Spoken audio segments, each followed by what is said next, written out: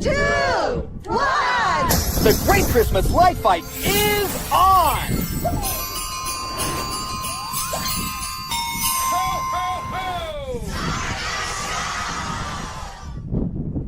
Everybody, yeah. Rock your body, yeah. Everybody, yeah. Rock your body right. Light fight. Back, alright.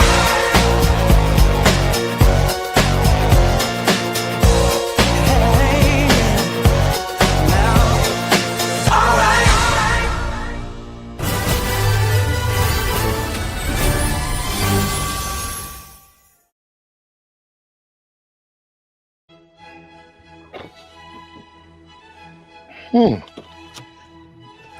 Light fight is coming back in 2 months? Wow. Man, it's been 2 years since I've been on. I wonder what all those other light fighters are up to. I see some of them at the minis. I see some of them selling stuff online. I see some of them chasing weather. I see some playing Candyland. I see some decorating skeletons and stuff, but I wonder what they're doing. I don't know, but I'd sure love to have a reunion with some, and I'm going to make that happen. Yeah, tonight. That's right. Me, the librarian, your great Christmas light fight resource, and anything else related to Christmas, is having a special show tonight. And it's with special people. It's those people that make my day bright and shiny when I watch videos all year long of the great Christmas light fight. And season 14's coming back pretty soon with some new faces, but I want to bring in some old faces. So with my pleasure, I'd love to bring in some wattage to the show, the brightest bulbs of the bunch, and a lot of my friends from the Great Christmas Light Fight past. So let's bring them on and let's kick off this episode of The Librarian. Let's see if I can do this now. All right.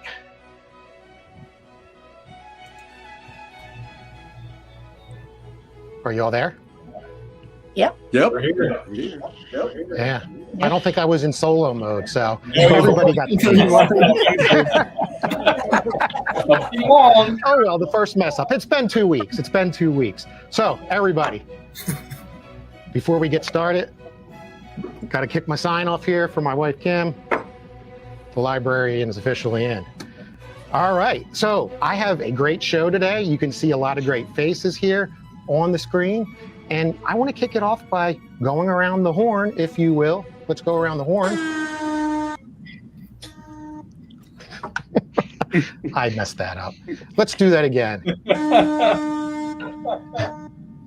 Let's go around the horn. So, with no further ado, I want to welcome some great people to the Light Fight. And I'm going to go around the clock, and starting right next to me, a fine-looking young gentleman, Mr. Jordan Maywald from season 7, episode 4. Welcome to the Librarian. What up? How y'all doing? Doing good. Good to have somebody from Texas. Yeah, it's good to have somebody from Texas. We have a couple people from Texas, but we'll get to them.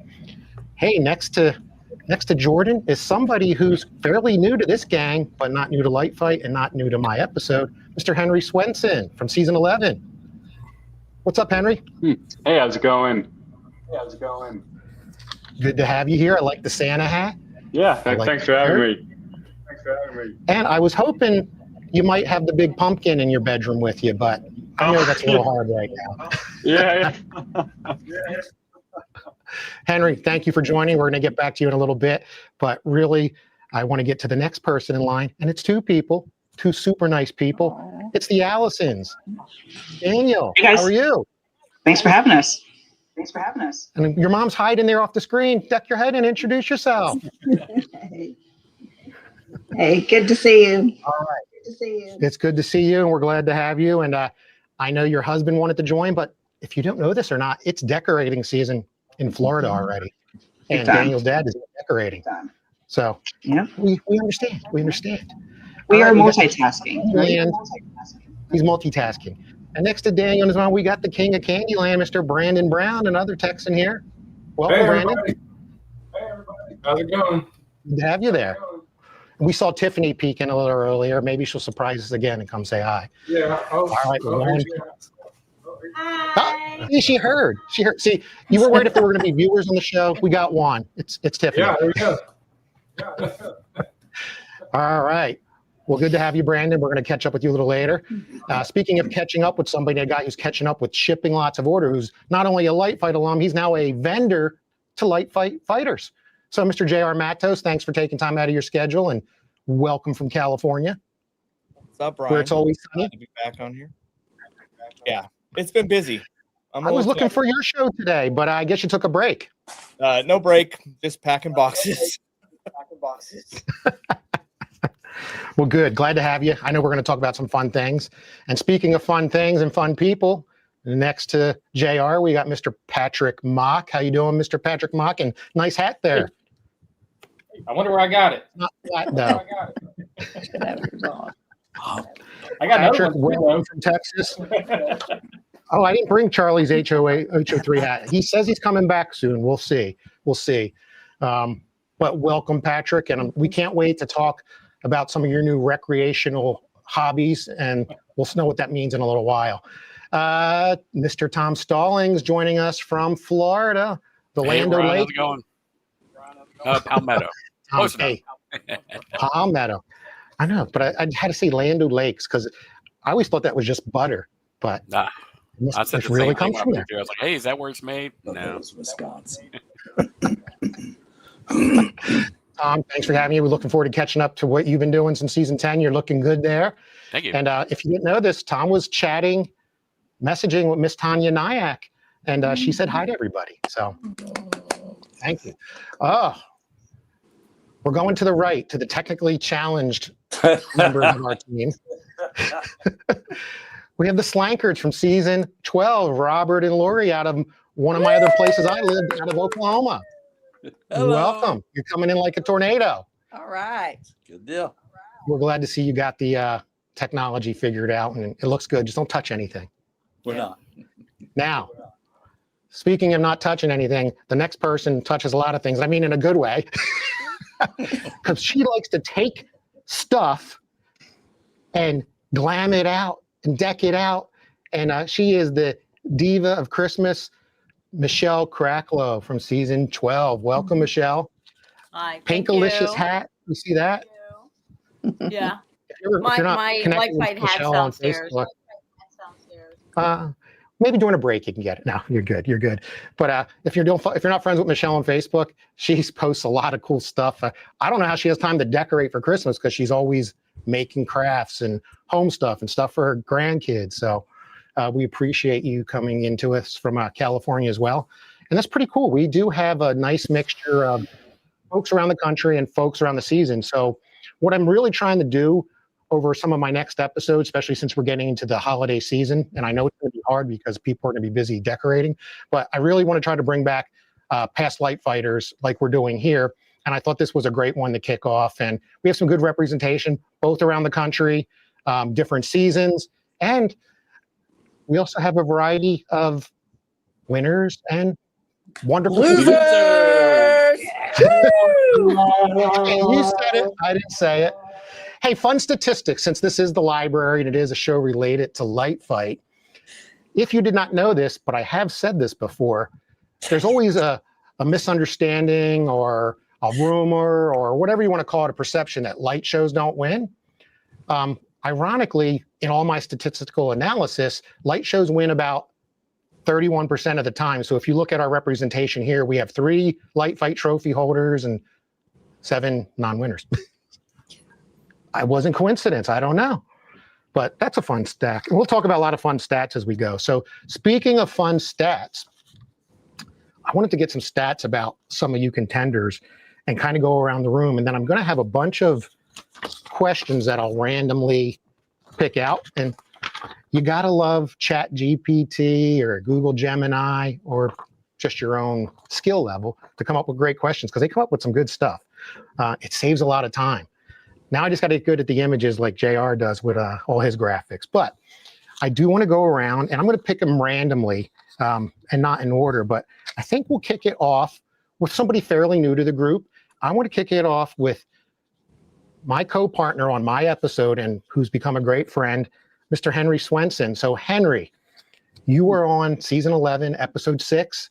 You appeared just before my segment, and you're world famous now, not only for your big pumpkins, but you're a weatherman. Why don't you tell us a little bit about you and how you got into Christmas lights and briefly where you are today? Yeah, so I've always been into Christmas since I was younger. I think I was like maybe 10 years old when I saw the Light Fight, show, and I was like, oh, I want to do that today.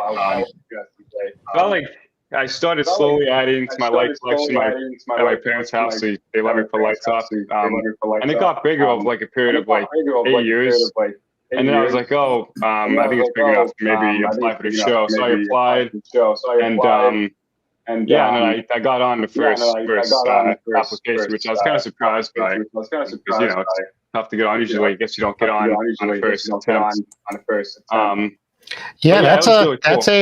was really cool. I'm going to say we'll go around on people and kind of get that experience too. But if you haven't seen one of my past episodes that talks about how to get on Light Fight, it takes people up to 5 years. So pretty cool that you were an exception. And there's probably different reasons besides being a great display. But sometimes if people didn't know that or watching the show, sometimes it's not just about the light display. Sometimes it does come down to regionality of the show, both from a local level, a regional level, and a national level. And sometimes they need to balance things out. So maybe you fit there.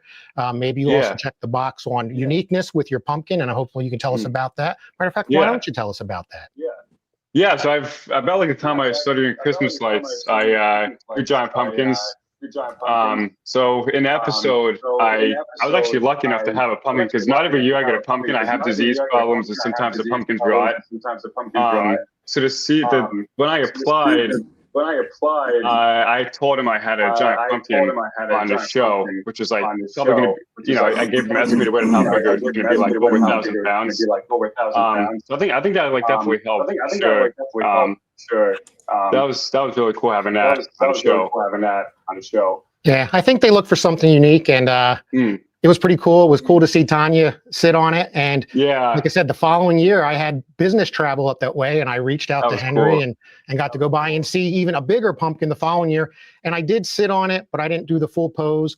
Fun fact, Henry, didn't Taniya get some nasty notes about potentially ruining your pumpkin? Mention that. Yeah, I was just going to mention that. So some people were like pissed off that she was on a pumpkin, and it was fine because like it was already harvested. Like I don't care at that point, And the walls, I could stand on it and it would be fine. The walls are thick on that pumpkin, like 12, 15 inches thick. So it can hold a lot of weight on top of it. Yeah, that was cool. Even I weigh a little more than Taniya, so I was just saying to look good. I stood next to it. So hey, that's pretty cool. The other cool thing. Henry has a really cool hobby, and I think he's trying to make it into a career, already has. He's a weather person. Why don't you tell us a little bit about that? Yeah, so I chase storms. I have like my weather channel on social media, Henry's Weather Channel, and I travel around New England for flooding events and everything. I actually went down to Alabama in March to chase tornadoes. That was a 22-hour drive. That was crazy. But I went with 2 other people, so we split the driving up. I lived in Oklahoma, so I know about tornadoes. And Robert and Lori, I think you know a little bit about tornadoes too, down there. Yeah, you guys know about that. Yeah. It's cool though. Like Patrick knows about tornadoes too. Patrick knows about tornadoes too. Not only from Texas, but he put one in his display. He made out of, I guess, chicken wire. Check it out if you can see it. Yeah, well, it's the first Christmas tornado. So it was it had all the stuff in it. It was cool. I think you might see a clip of it in the videos I made for later. So those watching, I got some cool videos coming up later, montages of everybody's light fight moments on the show. It's going to be really fun. But speaking of weather, we don't have just one weather person on the show today. We've got 2, and the other one we actually have 3, and I'll chime in on the third in a moment because I just learned about it. But Daniel Allison next to us, you're a weatherman. Why don't you tell us a bit about your show, where you are, and maybe tie in some of the weather facts. Also, there's a decent echo. I don't know if there's a way to mute everyone. I think that should solve it. I can't mute everybody. You have to mute yourself. Okay. Good. Thanks for letting us know. So if you're not talking, maybe mute yourself. Just remember to mute back in. Sorry about that. Go ahead, Daniel. Yeah, so my name's Daniel. I have a master's in meteorology, went to FSU. Love the weather, can't beat it, being in the South. We have hurricanes, all sorts of things, it's not the best friends with Christmas lights. Hurricanes, Christmas don't always mix, and so it's kind of playing the lottery. We have to start decorating when we do, and if there's a hurricane, we have to drop things down and go with it and try to engage as much as possible. But yeah, always had a passion for both Christmas lights and also the weather, growing up as a kid. And I was happy to make that passion for both things really come to life. So pretty neat. That's pretty cool. And I don't know how you do it because I saw last year, over 1 million lights. You basically were decorating almost all year long by between putting it up and taking it down. And you did put up almost twice because of storms. So crazy. Yeah. And we also learned Jordan Maywald is into weather. Just found that out. So Jordan, since I'm going to tie you in now, what can you tell us today that's pretty interesting? About weather? Or yourself. No, I wrote out a hurricane last year, so I thought that was kind of fun. But yeah, I do weather on the side just for a hobby. But Christmas lights #1, I guess. Fishing #2, and then weather #3. I guess that's all the fun hobbies out there. I guess.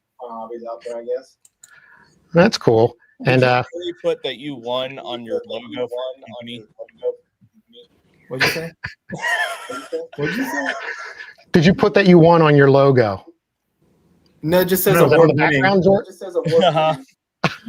It does. It's right there. Award winning. Yes. Here. Business logo. We'll zoom in on it a little bit. But he is award winning. But this is another fun fact that maybe you didn't know. Jordan, just like JR, is also a Christmas light installer, vendor, and sells product. He participates in Trans World and really cool. So you should check out his site. I'll let him give a plug. Yeah, it's the website. Holiday Lighting. He's got some great new products in. Yeah, actually, my 40-foot container full of fiberglass is showing up sometime this week, so that'll be all fun unloading that. Website's Holiday Lighting and holidaylightingcreations.com, or same thing on YouTube. I got DIY YouTube videos as well, and I sell lights online as well too. Yeah, Jordan's pretty well known online. So, hey, I just noticed we have comments. So why don't we check them out before we go over to the next people? Let's see who's joining us, and we'll say hi to them.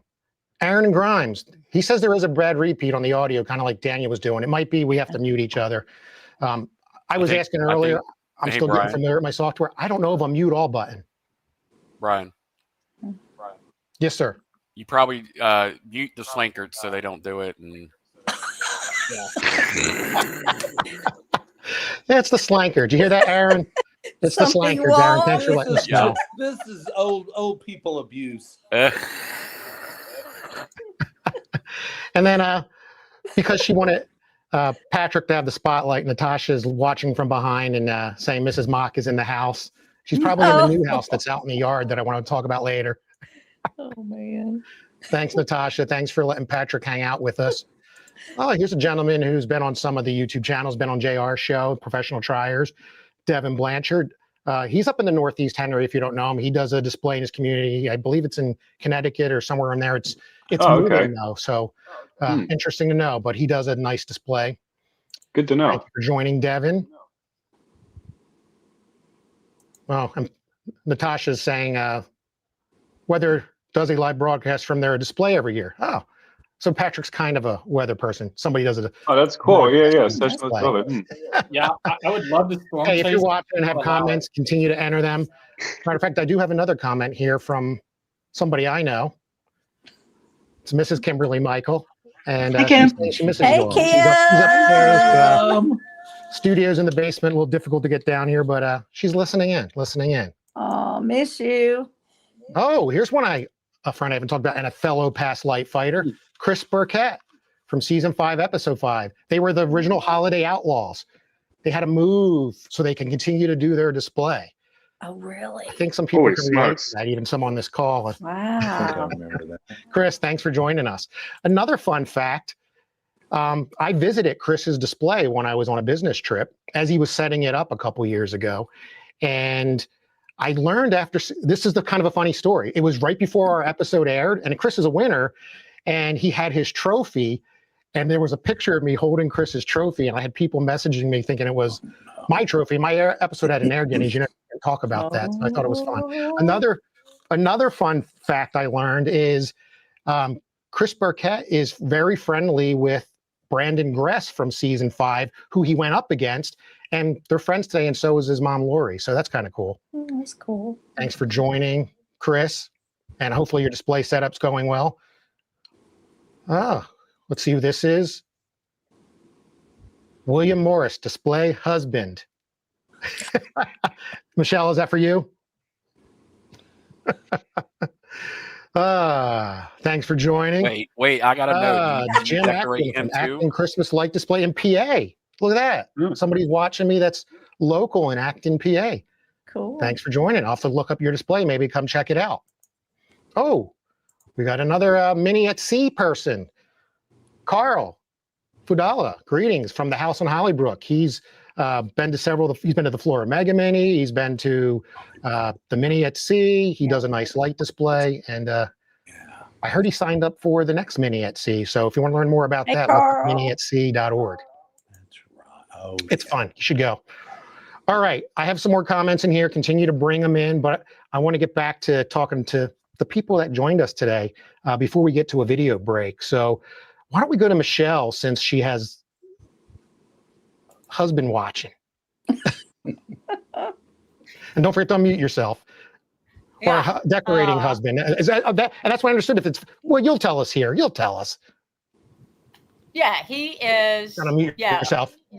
The first time I've heard, my display husband. But yeah, he's my partner in crime. So I tell him what to do when it gets done. Like, or I see something in my head and I'm like, we can make this work. And he's like, I don't think so. And I'm like, yeah, we can.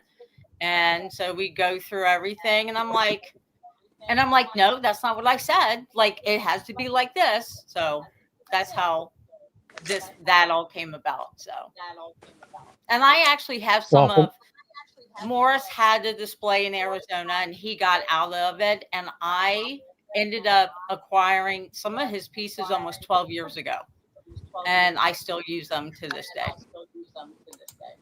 And you have a unique show, Michelle. It was you're heavily featured, obviously, with your pixels. That looks like your passion, and there's some great video footage of it that I'm going to be showing here later.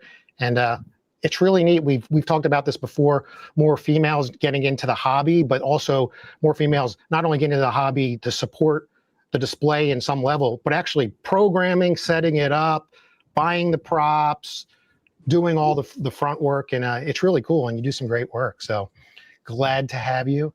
Glad to have you. Let's go to Tom's. Oh, go ahead, Michelle. I'm sorry. Well, no, I mean, No, I have what you're saying. but as far as like my display, I'm a hybrid. I have incandescents, LEDs, RGBs, and then regular pixels on top of everything else that I have in my display. So I'm just not all pixels. I actually have a lot of incandescents and LEDs, but it's just the way you make everything move and then you get all these different effects, like, and then on top of projection mapping on top of it. And then I have a static display. So I have 3 displays on my house at one time because I'm just crazy like that. And you have a lot of props. You have a lot of cool props. So I like that. I like hybrid displays. They've done great on the show. If you look at a lot of the light shows that have won, they've had some kind of level of incorporation of other elements besides pixels. So it's just a tip. You don't have to take it. Do your display. You want to do it. But if you're interested in the show, just know they're looking for something different. And sometimes different is merging different technologies or types of displays together. So, hey, let's go to Tom Stallings here. I want to talk to Tom Stallings because he's my buddy. Oh boy. Plus, I know he's got some great stories. No. How you doing, Tom? Good. How's it going? So, some cool things about Tom, and I'd love to hear this if you want to share it. You look very good. You look healthy. I don't know if people know this. Tom got pretty ill And if I understand correctly, it was right after your episode aired or before it. And you mind? Yeah, I'm glad to it see you're was. good. You look great. Anything you want to talk about? Or I know a lot of people helped you in the community, in the lighting community, and I'm glad to see you getting around and the hard work you do on the Florida Mega Mini. It's been awesome.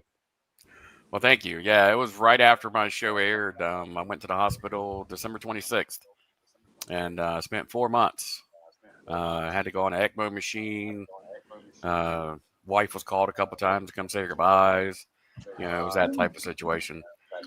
I am still recovering today. You know, I'm getting around a lot better. You know, losing weight. And just, you know, still recovering because my legs developed drop foot and stuff it's a whole story. I could spend like 2 days on it. But yeah, I'm getting better. And then the community came around and, you know, helped me put my show up and take it down and support the family when I was out. So it's just been an amazing experience and to see what the community can do when things are not going your way is amazing. Is amazing.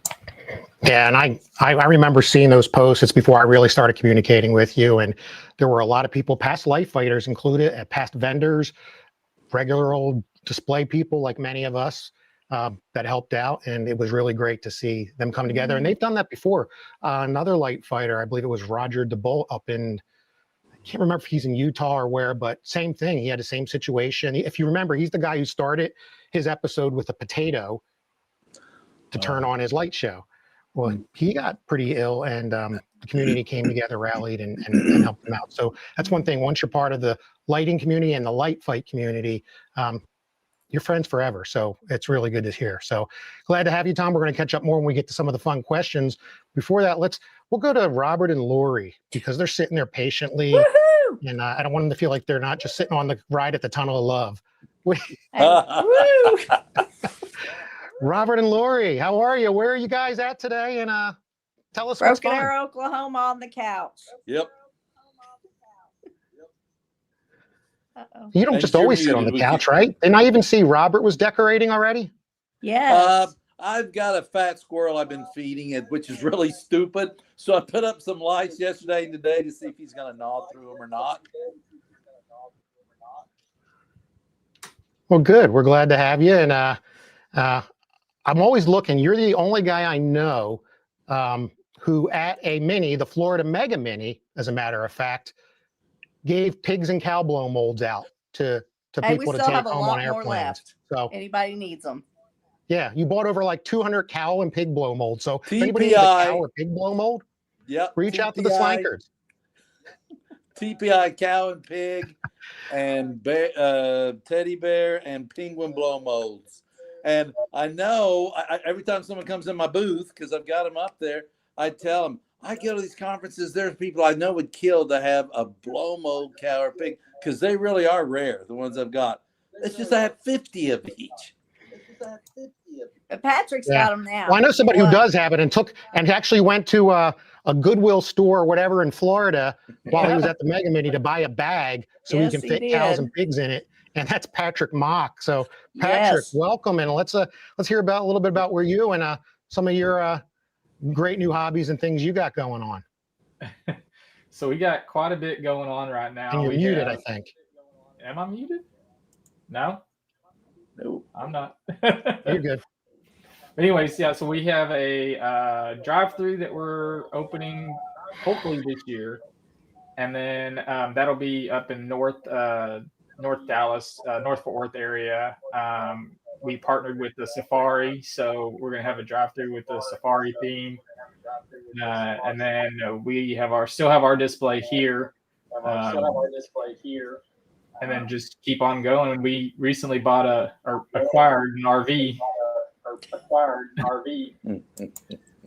Yeah, I was going to ask you about that. And it's not just an RV. Why don't you tell them what kind of RV it is?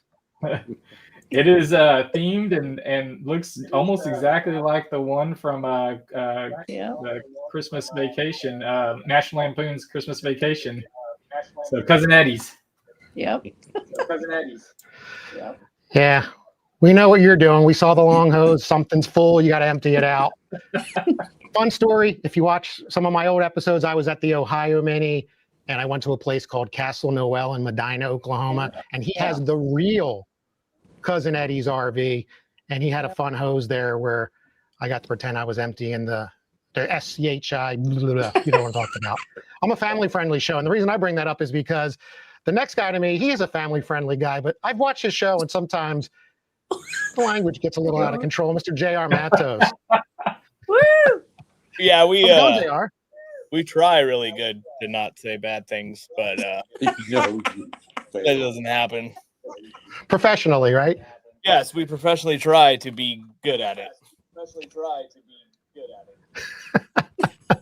But yeah, JR's busy right now. You're probably, if you're watching the show, you might even be waiting for product to come from me. He had a big shipment coming from overseas, and he's been packing and shipping and packing, and stuff's coming out because the season is upon us. So yeah, I don't think I missed anybody on the go-arounds, but yeah, it is.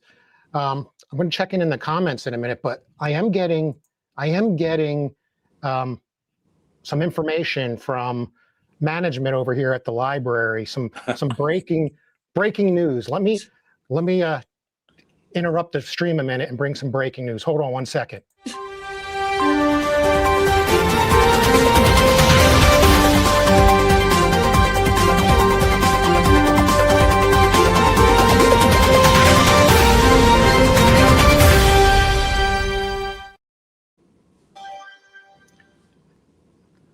This just in, and it's really, really big news. And we've been talking about weather a lot here, and we got 3 weather people on here. But Mr. Jordan Maywald is in the big battle right now, and I just got some information from the courts that he's been petitioning. You know, whether he's wondering whether or not he's still the youngest light fight trophy winner. I heard we got some video. He's not. Of Jordan's testimony. Oh, no. We're going to see. Let's listen to Jordan's testimony because he's really mad at these 2 youths that may have taken over that reign. So let's just check this short little clip out. They just sent it over to me. It's fresh off the presses. Jordan, I don't know how this leaked at the courtroom, but let's check it out.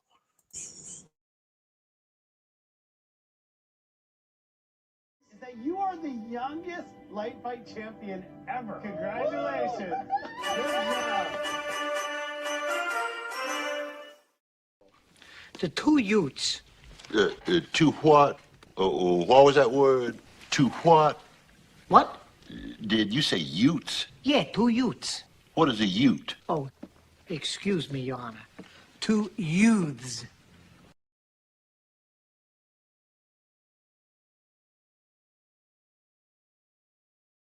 Jordan, the 2 Utes.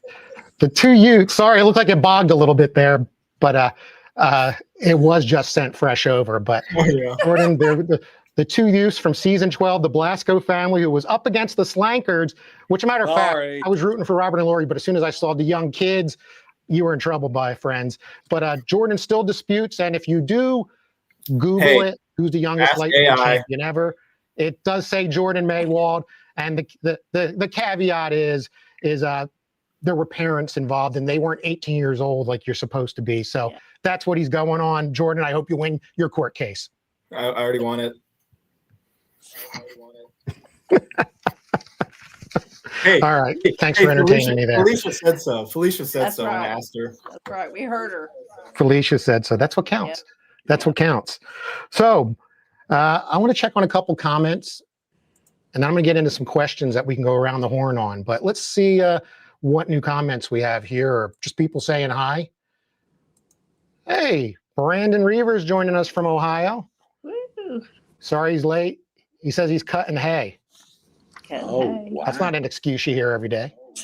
Yeah, cutting hay. Is that what they call it these days? Willie NKC. Willie, hello from KC. Good to have you. Good to have you. I think you're a repeat customer. Thank you for coming. I'll get you a library card. Willie is awesome. All right, William's chiming back in. Oh, the name came from Michelle's display, was discussed on HO3. Okay, Good to know. Let me see if we have anybody else here. Oh,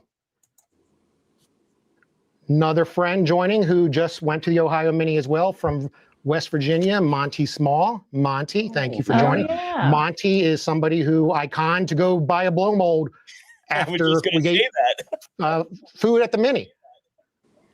So, yeah, we influence each other. Mike Register is joining us from Lake Linda's, another fellow past Light Fight alumni. And I'm sure Mike and team are setting up. So I check out their page. Thank you, Mike. All right. Oh, you all like the next one. And I feel really bad before I click this name up because I made a mistake on how many people I could host my account. And this person was supposed to join as well. But Miss Evelyn Quintero is joining. I think she's trying to learn because she's going to be on my next reunion show. Hey, Evelyn. Meadow, good to see another light fighter on here. Hi, Evelyn. Love you. Many of you probably have Evelyn's flowers or have gone to her classes to make them. I would And, just like cool to stuff. add, if you don't mind, She's Brian, that she made something for my daughter and she goes to sleep with it every night. So yeah. Oh, that's awesome. Your daughter's cute. You're going to see your daughter in the video here in a little bit. Thank you for joining, Evelyn. We'll get you on the next one, especially now that you understand the technology. And she says hi back. She says hi back. She's working on, I believe, some beavers right now. She showed me some pictures. So Wow. I'm sure there's other things she's working on too. But all right. I'm going to, if you have comments, please put them in if you're watching. And we'll be back. Oh, I think I'm going to have somebody special joining me in a minute too. But while we're waiting on that someone special, let's get into some questions. And here's what I want anybody to take. So I guess one of the first ones I'll start with, and it's kind of an easy one. Who has a favorite memory from their episode of Light Fight? Anybody chime in and I'll put you on screen. Who wants to take it? Come on. I have one, but it's Cricket. Oh, I heard the cricket sound effect. it's funny but not funny. So we had to film during the COVID. Oh, I'm glad. Why don't you share it? Yeah, we had to film during the COVID episodes, and we were sitting underneath the oak tree, so it was making my wife sneeze. And so the COVID police, as we called it, came running, was throwing masks and gloves on everybody, and we're like, it's because of the trees. And so that was kind of funny. It was memorable because everybody was like, why are you giving this to us? Because it's the oak trees. Obviously, she's allergic to it. So, Yeah, we were also filmed during COVID. We had the COVID police. They were actually pretty good to work with. But it was, if you didn't know this, if you were somebody filmed during COVID, for those that were not, if anybody did not pass the COVID test, including like the head of the display, they were still filming you and they were cutting you out and you had to go isolate. So luckily that didn't happen to us or anybody we knew. So, hey, Patrick, I saw you have a creeper behind you. I got one coming too. She decided to come join in. Hey guys. Natasha, what was your favorite memory from the Great Christmas Light Fight? Oh geez. Honestly, we ended up throwing like a little party for the whole crew. You know, you guys all know you work really late with them sometimes. I think it was after 2 a.m. And so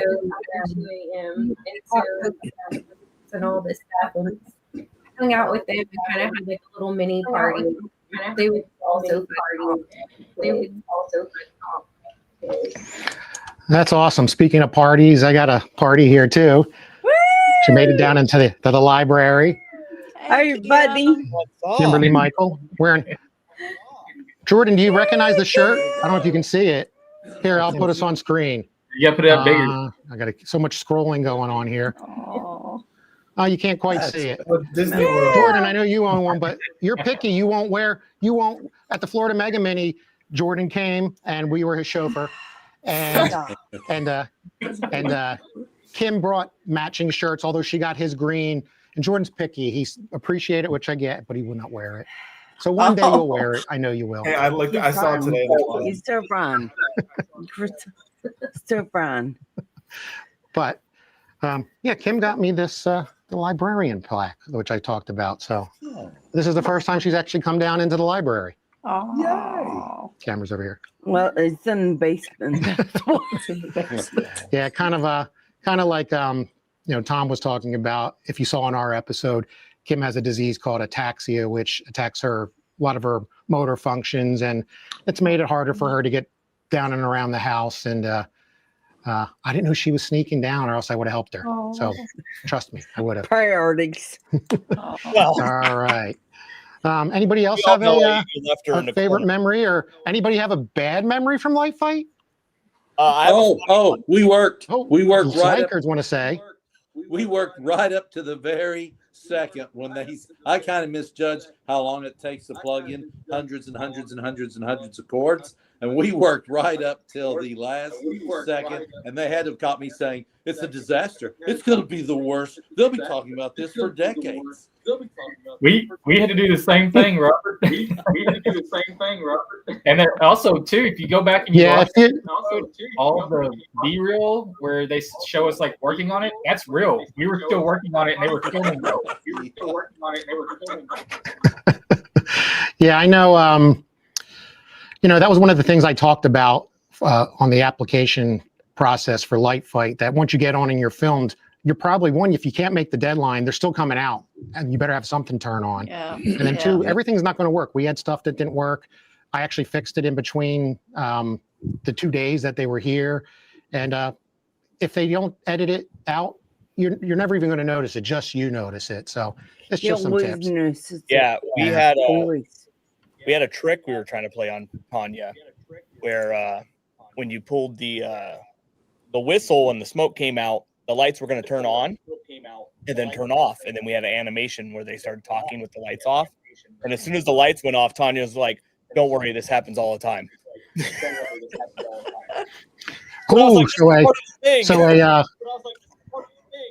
So they didn't turn on at the lights on moment, JR, in real life? No, they turned on, and then we immediately had them turn off because we had one of our singing bulbs was going to talk about them not working. Oh, got it. But she just thought they didn't work, and she's like, "Don't worry, this happens all the time." Oh no, how funny. I don't know if anybody else had this issue. We had the issue of getting past the legal team for our how to turn the lights on. What we were going to do was we were going to have Carter ride a Canada bull, and they got it to like a week before we filmed. The legal team came back and said, "No, we can't do that. We can get hurt." And so we had to come up with the last minute, and we came up with the bull. Yeah, kind of funny if you watch back on last season, and then you see Taniya up in a boom lift. Although they didn't lift it too high. I wanted to put a ladder on the back of our house in case she wanted to peek up there, and I had to take pictures of every ladder I owned, even though in case they used a different one. Then submit it, and then wait for them to come back to say, well, nah, the lawyers really don't want us to do that. But then you watch an episode where she's up in a boom lift. Yeah. So I get it. I've also heard there's people, if you have animals, and you probably can relate to this, that if they don't pass vaccination records or things like that, you can't have them in. We were going to have one of our goats on the episode, and since we vaccinate our own animals, they wouldn't allow it. Oh.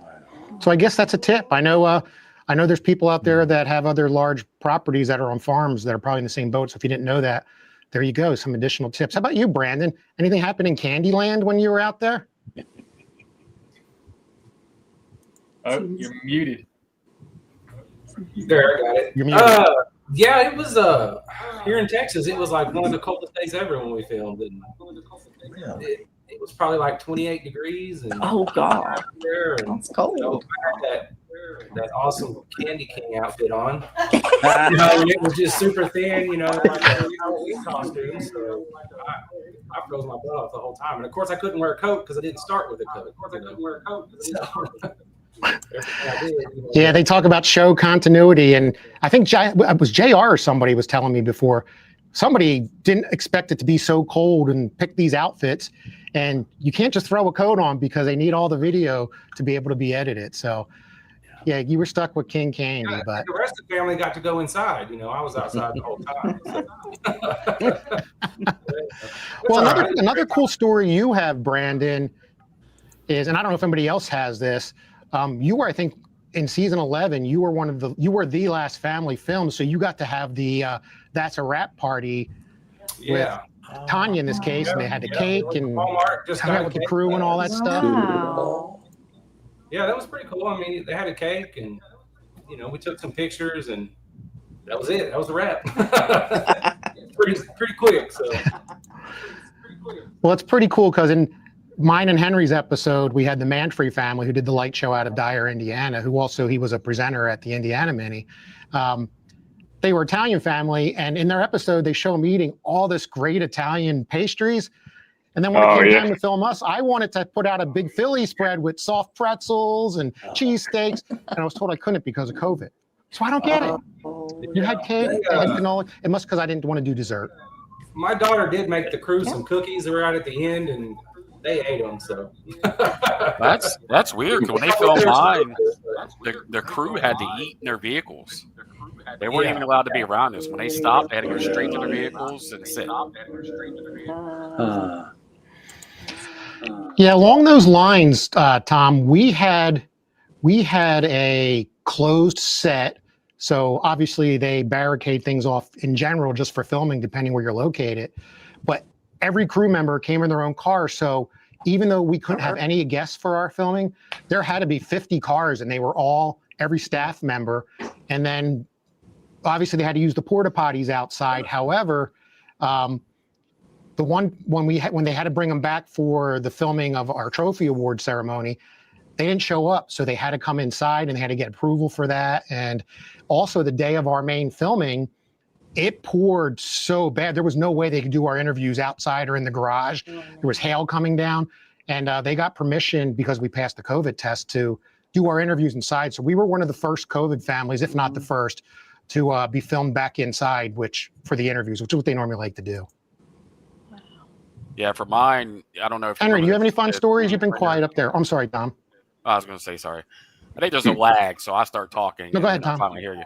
The 3D printer scene, I had to go in and set my 3D printer up, get it running, leave the building, and then they would go in and set up their cameras. I wasn't allowed to be in the building when they went to go film that. That's crazy. Did you have anything like that, Henry? So the funny thing is, they filmed on November 1st and 2nd, so the day after Halloween. The day after Halloween. So on Halloween, like we had to turn the lights on so they can see how everything works and everything. And our street gets like a ton of trick or treaters. So it was like 7 o'clock or 5 o'clock. All the lights came on for trick or treating. It's like all the kids flipped out. They started walking through the display on Halloween, which is really funny. Oops. Yep. They were going crazy too. Yeah, I'm sure we all have those stories. I'm sure we all have those stories of everybody. Especially as it got closer to COVID. They wanted you to have as many people you could have at your filming, but not tell why they were coming. Well, if I can tell you how many are coming, I can get a lot of people. So we kind of had the opposite, where we weren't having many, but it was blocked off, and people were coming. They saw the lights come on, so they're all like, "Oh, we can go look at them." And they had to kind of shoo them away. So I don't know if anybody else had that. Did you have anything like that, Michelle? You're muted. As far as what? I mean, Carter was supposed to go on my roof. Did the whole sending the pictures of the ladders, did all that other stuff, make, model, picture the roof, had all the pictures sent in. And we had Santa Ana ones that night that he was here. Oh, wow. And they were...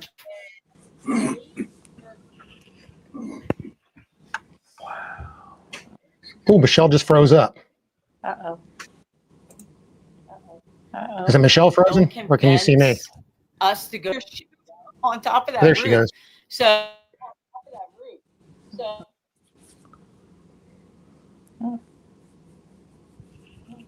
Oh, Michelle, you're so bad frozen. here. And during the setup, self-filming, we were evacuating. Huge fire out here because that's where I live. And God, We had debris, dust falling down, trying to do all that, you know. It was interesting. It was interesting for me. Wow, you're not the only one that's had that before in California. Ron Howard, a past light fighter as well. He had big fires, and that was a totally different year. And they still went on and filmed. They almost had to. Matter of fact, I think Carter's family was evacuated, and he's out there doing a show. So I was at that filming. Oh, were you? Yeah, I was in the in the audience for that filming at Ron's house, and yeah, Carter was like on his phone figuring out what's up with his house, and like where Ron's house was, you could kind of see it glow over the hills and stuff. So it was like it was a real thing going on. Wow. And I thought JR was just the one playing the violin in the garage in the background on the show. If you remember that episode? I was in the back standing there. That was me playing it. Yeah. Remember? Yes, Daniel. Why don't you, since we just tied into that, tell us, that's a little fun fact. You're a musician as well, right? And you incorporated that into the light fight? We did, yes. So as a kid, I played both piano and also violin. And I'm sure those musical skills have really helped with all the sequencing and the time with the music and everything. And that has brought a very special part of the show with the lights and all our music and everything. So during our episode, we our kind of theme was, based on the tux shirts that we had. I was the conductor, and our lights was our orchestra of lights, right? So we were there to bring our show to life and use the music and the lights to make it all happen. So there you go, Tom. At the next Florida Mega Mini, you could have, since he's local to Florida, you can sync the stage to Daniel playing the violin and the piano. Heck yeah, got some songs for him too. At the same time. Hey, I got another one here that might be kind of fun. And I'm sure we all had this, and I'm sure this is why some people take their time to maybe apply. But did you ever have a moment when you knew you were on the show and you're setting up and you're saying, I can't do this. I'm not going to finish. We already heard Robert saying he was setting up. Was there anybody that almost couldn't do it or almost called and said, I can't do this, I'm backing out? So, I got a story about last minute. So, I've for years of all drawings on the computer of all these like little houses and stuff I did. And I used to have them printed on stickers. We put them on plywood and cut them out. And I wanted to put ones that were light show ones. So I talked to Bascoyo and James, who was a light fighter, about making Coro versions so I could put pixels in. And it was supposed to be the two buildings by the mega tree that were supposed to be that way. And then all of a sudden we got the bright idea, let's just make all new cutouts out of Coro and print them. They showed up the night before filming. Well, it's kind of like you are showing up last minute to everything. Yeah. They didn't even get delivered to us. Out of it became decor. Yeah, and out of it came decor, which is still sold on Bascoyo's site. By the way, I do want to, I'm glad you reminded me, JR. Bascoyo, my little bobblehead, if you don't have one of these, Michelle. I want to wish James Hohensi well wishes. He's been very ill. He just had major surgery and wasn't in good spirits. It's taking a long time, so I want to go into the specifics of it. But if you feel inclined and you haven't done so already, and reach out to maybe Bascoyo or James and just post a well wish, he probably would appreciate it. Probably a bad time. Anytime's a bad time to get ill, but going into season like this, it's got to be tough. But we've been thinking of you, been praying for you, and I hope you're doing well, James, if you're listening. I got another fun fact. That one wasn't so fun, but James is doing well. But another thing I saw this weekend that is fun, kind of related to light fight, is speaking of vendors and in the industry, and Daniel might appreciate it. I thought I would see Daniel in these pictures. Aubrey Call from Lightorama got married this past weekend. So that's pretty cool. Congratulations to Aubrey and her wife.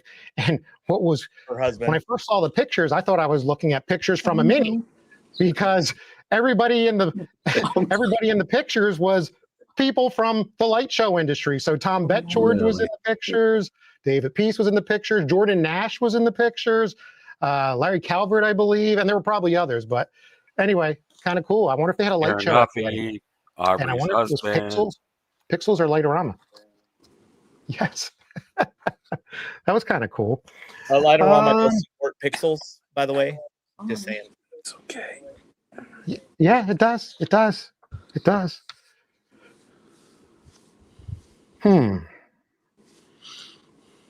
Just looking at my questions here, see if I want to go to question next. I think that would be a good video break. Everybody submitted video for those watching, and I put together a nice little montage. I kind of felt like the editor for Light Fight, taking 10 episodes and narrowing it down to a minute. So it kind of illustrates another fun fact about Light Fight.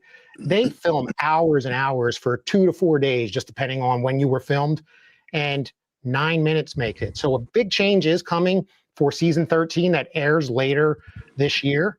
Couple changes. One, it's now, instead of 4 families, it's 3 families going up against each other. And one of the things that I can't wait to see what they do is, instead of 9 to 12 minutes, people are going to get 12 to 15 plus minutes. And I'm also wondering if they change the sequence of how the trophies awarded. So that's going to be cool. Everybody watching, please watch Light Fight this year. And it's really important. And why is it important? There was an announcement that came out a couple weeks ago that we broke here. JR broke it on his show. And then obviously a lot of Light Fighters broke. Normally they would be starting to film people this time of the year.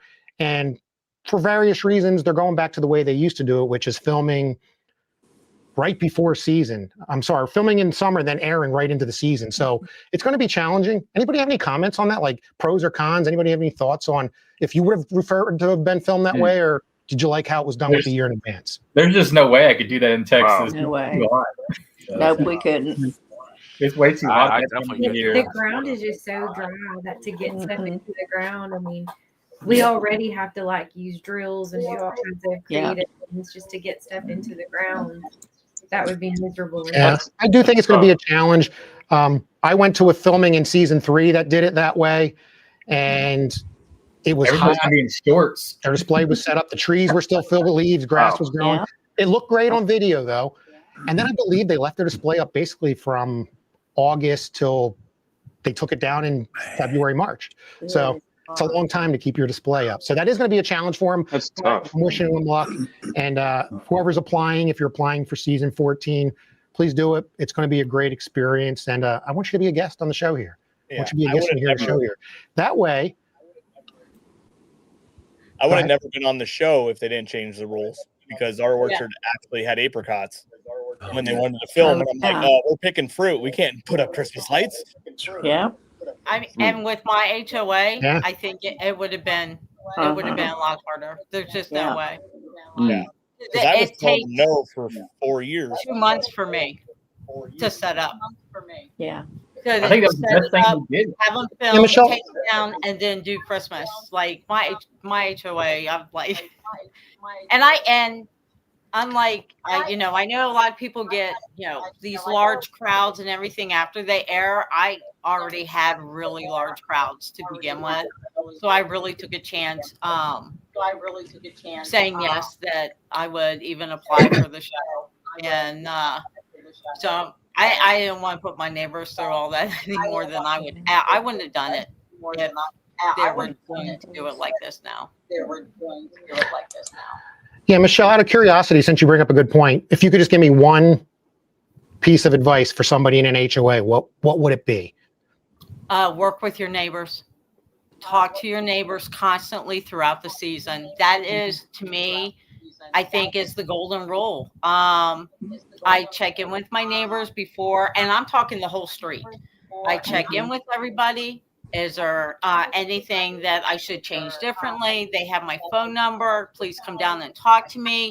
I want to make their life as easy as possible with the traffic and everything else. I volunteer, cones. I outside directing traffic. I take care of all of that stuff so that they don't have to, because I have to live with my neighbors for 11 months out of the year. So that's how I look at it. And and just Yeah.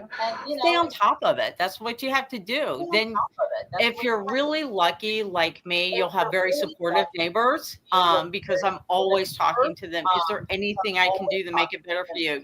Anything at all, please let me know. And then you don't get the complaints with the HOA kind of thing. Yeah. So, yeah, that's what I would say. One of the advantages of them not filming this year, if somebody is in an HOA, they can kind of start those discussions now and try to set up and build the relationship. So that's a good piece of advice. So let me check in on some comments, and I want to play a video like I was talking about, being a light fight editor. So let's see what comments we have. Here's an interesting one from Robert. He sees the Allison family is making many updates or display. Anyone else making any major updates to your display? So Daniel, I don't know if he refers to your decorating or the changes of the venue. Do you want to talk about that a little bit? Thank you for joining, Robert, too. Good to see you. Yeah, thanks. Thanks for the question. Yeah, so we're making a big change this year. We're moving. Well, last year we had two separate venues. We did our whole street. We did about 3 or 4 properties. And then we have a tree farm that's about a half mile north of us. And they asked us to do their property last year, too. So we did both venues. We reached 1 million lights. It was a big milestone to reach. And then this year, we're actually moving the show off the street. We're going to put everything at the tree farm this year. And yeah, we're very excited for the next chapter for the show.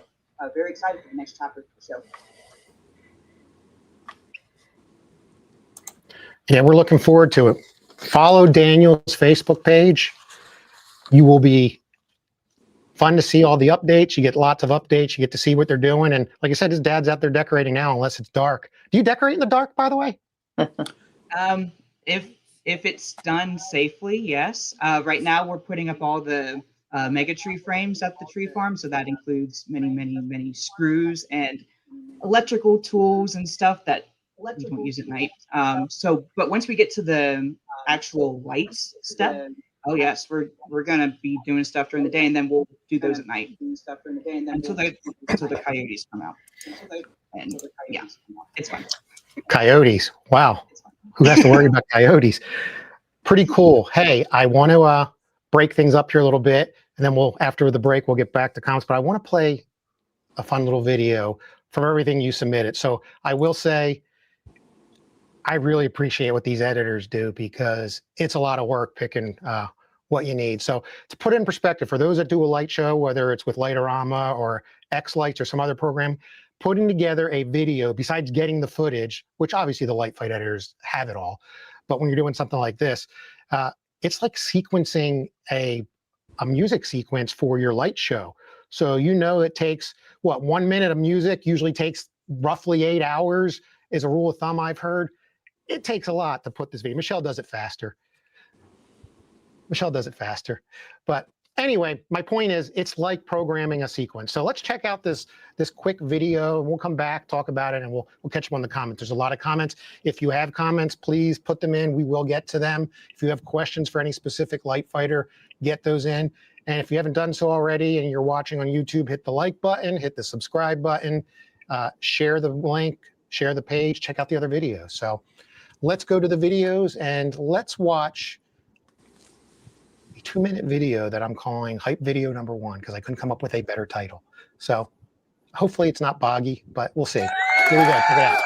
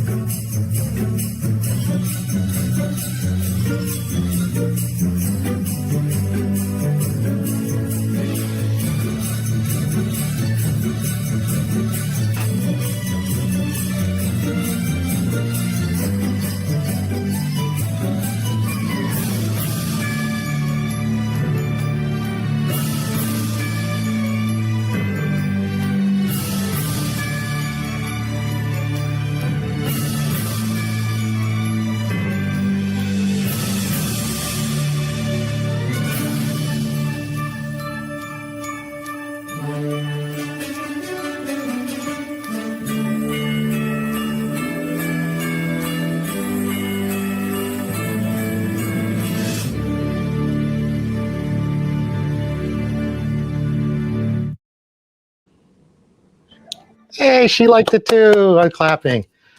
Little Bob there. I don't know why. Frustrating, but that was fun to put together. I like doing that. It's a fun little hobby to do.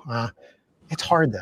So that's why I was hoping to have Max on the show. He does all the backside. He's the executive producer for all the production, all the music, putting everything together. And it would have been a great interview. And I'm sure we'll get it next year or even maybe later this year. So let's check in on the comments and see what we have.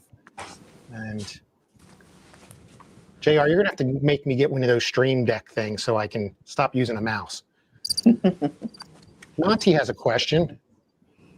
Do each of you still have displays as large as your light flight displays? Yeah. Yes. I did. Ours is still I the same.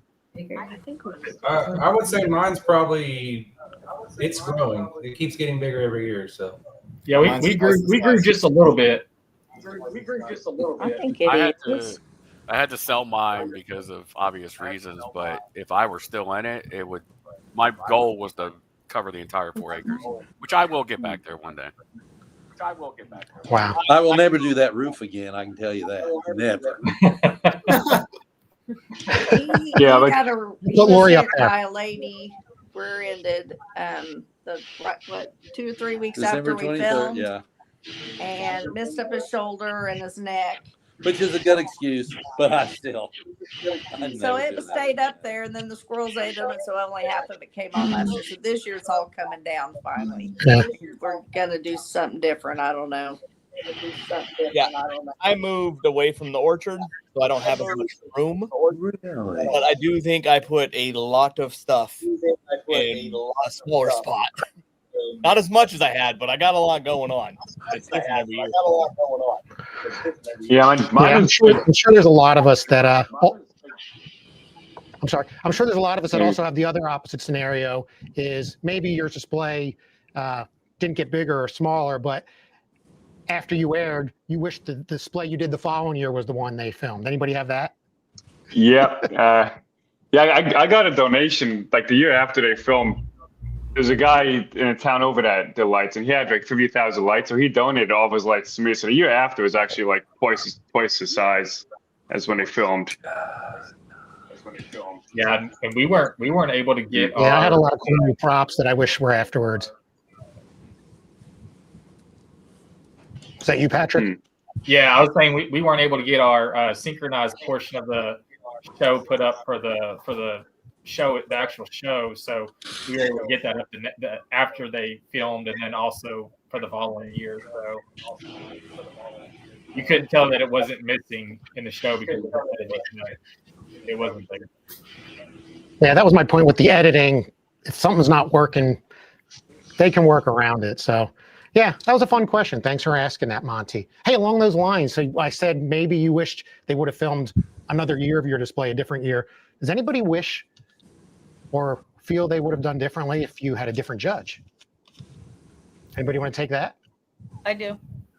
100%. Let's hear from let's hear Patrick's perspective first.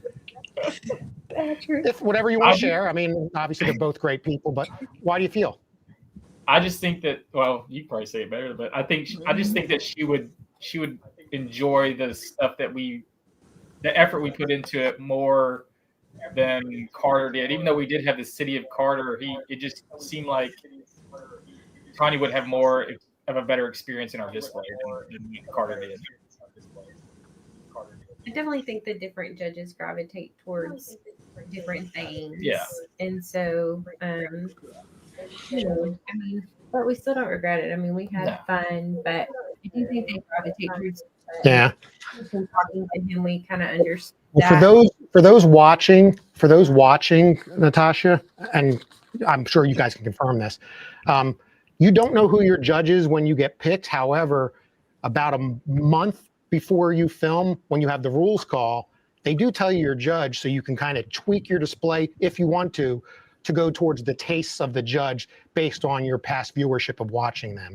So I'm curious if, JR, you were shaking your head. You felt you would have did different if you had Carter, perhaps. Why do you feel that way? Because there was so much stuff that was like fabricated in my display, like all the gifts that moved and everything, like the gear system and all the frames that we welded up and all the fabrication stuff that we did kind of got like I had a deer that flew across the orchard back and forth. Like the fab and the tech into doing that, I think Carter would have enjoyed where Tanya liked how pretty my stuff was, or I think Carter would have noticed the fabric my display. Yeah, I can see that. Carter's supposedly known as the DIY guy.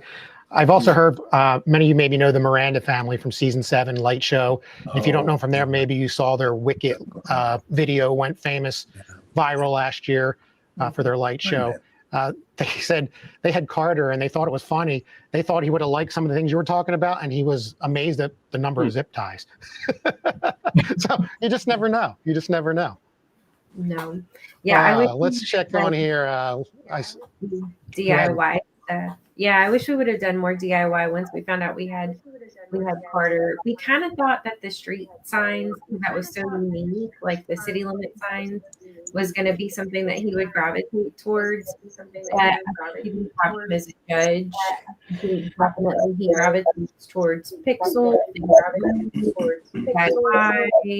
like just very intricate little things, whereas she gravitates more towards the beauty of things, kind of the kid-like, childlike things, kind of experiences. So I think you definitely have to come to judge if you have time. But that's the other thing I regret too. We've done a lot of money and energy into adding to things, and I think that if we stick with what we have, that if we run out of time, we can just focus on a few little things for the show, instead of trying to just have a punch, with more. Yeah, I think that's why it's why it's good sometimes to just stick with your normal theme, maybe make a few tweaks. There are people out there that thought or have a feeling that to be on the show you have to spend money to be on the show, or that Light Fight tells you to do things, and that's absolutely false. That's a personal decision if you do that. Yes. The idea of knowing your judge though in advance, I think, is helpful, so you can make some adjustments if you're heavy into DIY or the visual aspect of it or whatever. But a lot of the people also forget too, it's whatever happened at the display and at the filming, that ties a lot into the results as well. So I think we all have some cool stories. Michelle's disagreeing. I'd want to hear about that if she wants to share it. Well, okay, because I had Carter, and most of my props are all made. My mega tree, I just have a pole, but I made my strings, and then my flower beds, the windows, that's garden fencing that I wanted to do. The tree of trees. I call them Austin Power spinners, but it's a 3D effect with, what is it, the Costco lights that I had kind of thing. And it's funny because when the producer showed up the night before and walked through the display, they're like, wow, we didn't realize how much DIY is actually in your display. And I was like, oh yes, I got Carter, and I had a totally different. It was just different for me. Yeah, I guess it's not to that point, it's not a guarantee that just because we're in contracting or whatever, or build a lot of stuff, that they're going to go that route. I'll bring up Evelyn Quintero again. She had Carter, and yes, she has a lot of DIY, but hers is more the visual aspect, and that's the route he went. So, by the way, speaking of telling all these stories, Jim says he's loving the stories. And Mike Register, again, former Light Fight alumni. I've seen this happen too. He said they entered as an animated display, even got the song approved, but then they pitched as static so they could show the animation. So I've seen that happen too. I have a Lightorama section in my display. They barely show it except for the overheads. So they do try to pitch it on certain themes or anything like that. So how large is too large? Brian had a question. How large is too large? Do you know if there's... Is that you, Daniel? Yeah. Is it like acreage? That's a good question. Patrick has a big walkthrough. You have a big spread out display. Right. I will say one of the pieces of advice that Light Fight Casting puts out, and even Felicia has talked about on the interviews, and so did Brady Connell, one of the other executive producers. They like the big shows and the variety, but they always seem to even tell those shows to try to condense, fit it on a tighter property just for the show, which a lot of people don't want to do their show just for that. They still have their community to appease. But I will say when you get bigger, it's harder. You know, you start hitting that delve of a heavyweight where they got to film it differently. And I think it makes it harder to show a bigger display. It probably is a challenge, even with drones.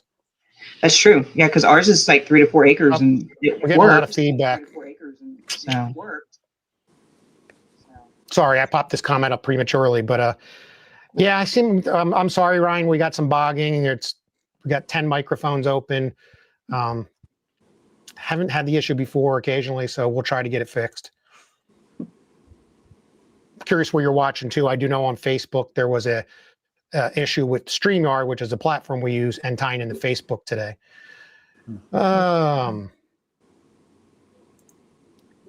Brandon chiming in. He's applying for the show, has been trying to get on.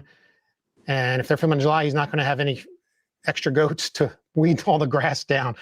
So, and he also shared a comment too that he has the animals and so forth. Yeah, that's funny. People always ask, like, how do you set up these big displays so early? And it's challenging no matter where you are in the country. Even in the Northeast, the grass is still growing. Yeah. And you gotta like weed whack too around them, and then you mow the lights over and you break the light strand. I did a few times. Yeah. Jordan, what do? You have a big, what do you think about, you have a big display too. I didn't point that out. With a train. Yeah, got a train. Yeah, and we've had a lot of rain this year, and I'm looking at the grass out the window, and it's tall, and we literally start putting the display up this week. So I'm like, great, I'm going to have to weed eat around everything as it grows through October. So yeah, we usually start in September, and I try to have everything done by October 31st, just because when I do lights for my customers, I don't have time in November to even do my display. So I try to get it all done and month of September and October. So it's packed and it's busy. So it's a lot. Yeah. Plus you're in Texas. It's super hot still. Yeah, it's 90 today. Or you could be like Daniel. And Daniel, I'm surprised you just don't leave yours up. But I wish. You couldn't with the change in the venue. I wish we could, But yeah, we're right with Jordan. We have to weed eat around everything. We're working with the owners of the tree farm too to help them with all their mowing, because they have like 55 acres. It's a big playing field that we've got now. But yeah, we're helping them to mow and weed eat around all the frames and just help maintain all that. So it's hot still. Thankfully, the humidity is finally starting to break, so it's more breathable outside, but still it's hot. Until that drops, that grass keeps on growing. I do cheat. I leave all the lights in the How do you trees all cheat? year round. Squirrels. Yeah. Brandon, I know I've seen pictures of you decorating. What do? Yeah, you're in hot Texas, and you have a property, and I saw you got a bunch of stuff going up. What are your concerns or any advice? What do you got going? Well, I mean, we live in Texas. It's all the time, so I just get out there anyway. But I try and start with like my big structures, and then we'll go to the roof, and they don't have to trim the bushes and do the bushes and trees. And I kind of try and wait till the yard till last, so I don't have to mow as much. But like Jordan was saying, this year I'm probably gonna be mowing all the way through October because the grass is still green. It's normally dead right now. So. Yeah, I would say a piece of advice is even if you don't have a big display and you want to start decorating early, outline the house. I've burnt myself and ripped holes through my pants doing that because it's so hot when I do that early. Wrap trees. The challenge there is all the leaves. I do take all my light strings off every year. I do wish I could leave them on, but they would get chewed up here and so forth. Yeah, it's challenging. It's challenging. Unless you're Henry. Henry, I don't know how you did it, Henry, but if anybody saw Henry's episode, his parents' house has wood siding, and he puts everything up with thumbtacks, thousands of thumbtacks. Yeah, that was all thumbtacks. My God. My thumb, it was hurting. And I like go up on a ladder. I was I had a hammer and I was sometimes nailing the thumbtacks in if they didn't go in, and I drop them and I got to go back down ladder, go back up, put them back in. But most of it was done with my thumb. It was a lot of thumbtacks. My parents got the house painted the year after, so. Yeah. You are Jordan, you still live with your parents, man. I'm surprised they don't make you pay for the repairs after you do all your display stuff. Hey, I'm the free tree trimmer. I trim all the trees. That's the only thing. It's a beautiful yard. Hey, not for long. Give it a year. I'll be gone. I know Jordan's thinking of adulting. So congrats. My son did that a couple months ago. So he's doing okay. You'll be okay, Jordan. I think it could be the last year for the display too. I don't know. It's one of those things. It gets in the way of my business. It's very stressful. You can't stop doing it because you have a business and Well, lighting. you got to pay for that place somehow, but there are future plans. So that's though, a but I'm question not gonna worth say 'em. asking. Yeah, he's probably applying for heavyweights right now because he's got the venue lined up. But I guess that's a question for Jordan and JR. I mean, do you still find it enjoyable to do your own display now that it's a year-round business? I mean, yeah, I love it. I'm currently building something right now for the display. I just don't think about it as much as I used to, though. Like it used to be like all the time I'd be thinking about the display, but now it's more of, oh crap, we got to start putting the display up next weekend type thing. So it's like I don't have much time to plan for it anymore because, of course, business comes before your hobbies, I guess. But I mean, it's still fun. I mean, when I'm doing lights for other people, it gets to the point where it's just like I've been doing this now for 2 months, putting lights up, and it's just like it's a lot. But I mean, it's fun at the beginning, and then you just keep going with it. Yeah, and you're doing a lot of tree wrapping and all, which me personally, that is my least favorite thing to do of display setup is wrapping trees. But they look amazing when you do them. It's my favorite thing to do. Yeah, I wrap trees like you once in the orchard, and then I cut them all off. Oh. That's why I leave them in the trees. I was like, I'm just going to cut them off. Yeah. I left them up on a Japanese and I'm sure maple. apricot trees, I'm sure they're like most fruit trees. They're all, they're not easy to wrap. They're kind of ugly looking, but they bear fruit. By the way, JR, apricot, was that like was that free flowing or was that just like something that was you came up with? That was just her saying it wrong in the beginning. That's just how it was. Anybody else have any fun bloopers or anything like that came up on your show? Yeah, Carter roping the bull. Oh, yeah. That's right. Oh, he did? He broke it? We had a drunk guy come in right as Taniya was walking up the first time we met her from across the street. He just walked right up. He's like, "What are y'all doing?" And Taniya's like, "We're filming," and they just kind of shoot him away. JR. Yeah, wasn't me. By the way, Brandon, are you I can't tell on your videos, are you off of you're off of a major 50-mile-per-hour road, aren't you? Correct? Yeah. It's like 4 lanes, and it has shoulders though, so you can pull over on the shoulder and kind of drive and check it out. But I have a sign in my yard that says "Do not." Wow, and you had a drunk guy walking up to Taniya on a 50-mile-per-hour road. Yeah, well, at night it's not real busy, but yeah, pretty light. Across the street for sure. That's funny. So when we were trying to think if we had any walking bloopers to the train area, my sister-in-law is really good at cleaning up stuff, and so we were, like I said, we were last minute plugging stuff in and everything, and so I just kind of forgot about her. So when Tanya's going with us to the train area, I look up and a boom box is on top of the train station, and there are screws and a hammer. I think it's stapler. And my eyes get this big, and I'm like, oh my gosh, there's stuff everywhere. And then the judge didn't have they the kind of lights notice on, that so stuff. he was over I mean, there that's what they're going, judging on. oh, and these are such beautiful lights, and the lights weren't on yet. And so anyway, it was pretty funny. We had the boom guys not pay attention and crash the cameras into the apricot trees. I thought that was hilarious. Oh my gosh. Fun fact: the drone We guy. were similar like that. When he came back and filmed, because he came. It's funny because he came like 2 months after I filmed, so I kind of thought like, yeah, you know. He got his drone stuck in my tree, and I had to go rescue it with my tractor. They crashed the drone into the apricot trees on my episode, and it was tumbling down. Yeah, in our episode, the Ron? they did the drone across the street from us, and the guy landed it in our neighbor's driveway as the person was pulling in. They weren't too happy about it, but we made it through. He didn't run it over. Oh my God.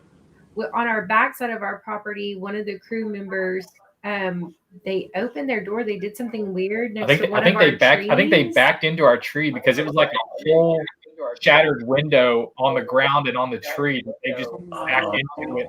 Yeah. And we don't know who it was, which, you know, it wasn't our damage, but then when they were leaving with the big box truck of everything, they took out half of one of our crepe myrtles. Oh, here's another. That's why you have to have insurance, which is another fun tip. When you do all the paperwork and onboarding, you have to submit your homeowner's insurance and all, even though they did it. So interesting. Hey, I got a question. Where did everybody's porta potties go? In the neighborhood next door. Mine was in my neighbor's yard, but fun fact, Brian, when the film crew for mine, the crew that went to go film Dave Castle's right after the day after mine, lost their cameras, or they didn't show up. So my crew had to haul tail to go give them the cameras. Ooh, that's frustrating. Wow. Hey, Brian, I got one for you. How many times do y'all think it took Carter to rope the bull? 10. Well, you shared that with me. I'll let the others guess. 20?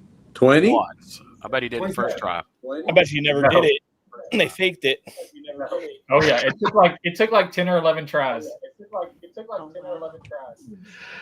That'd be interesting because you're there to do the when for those that have gone through it.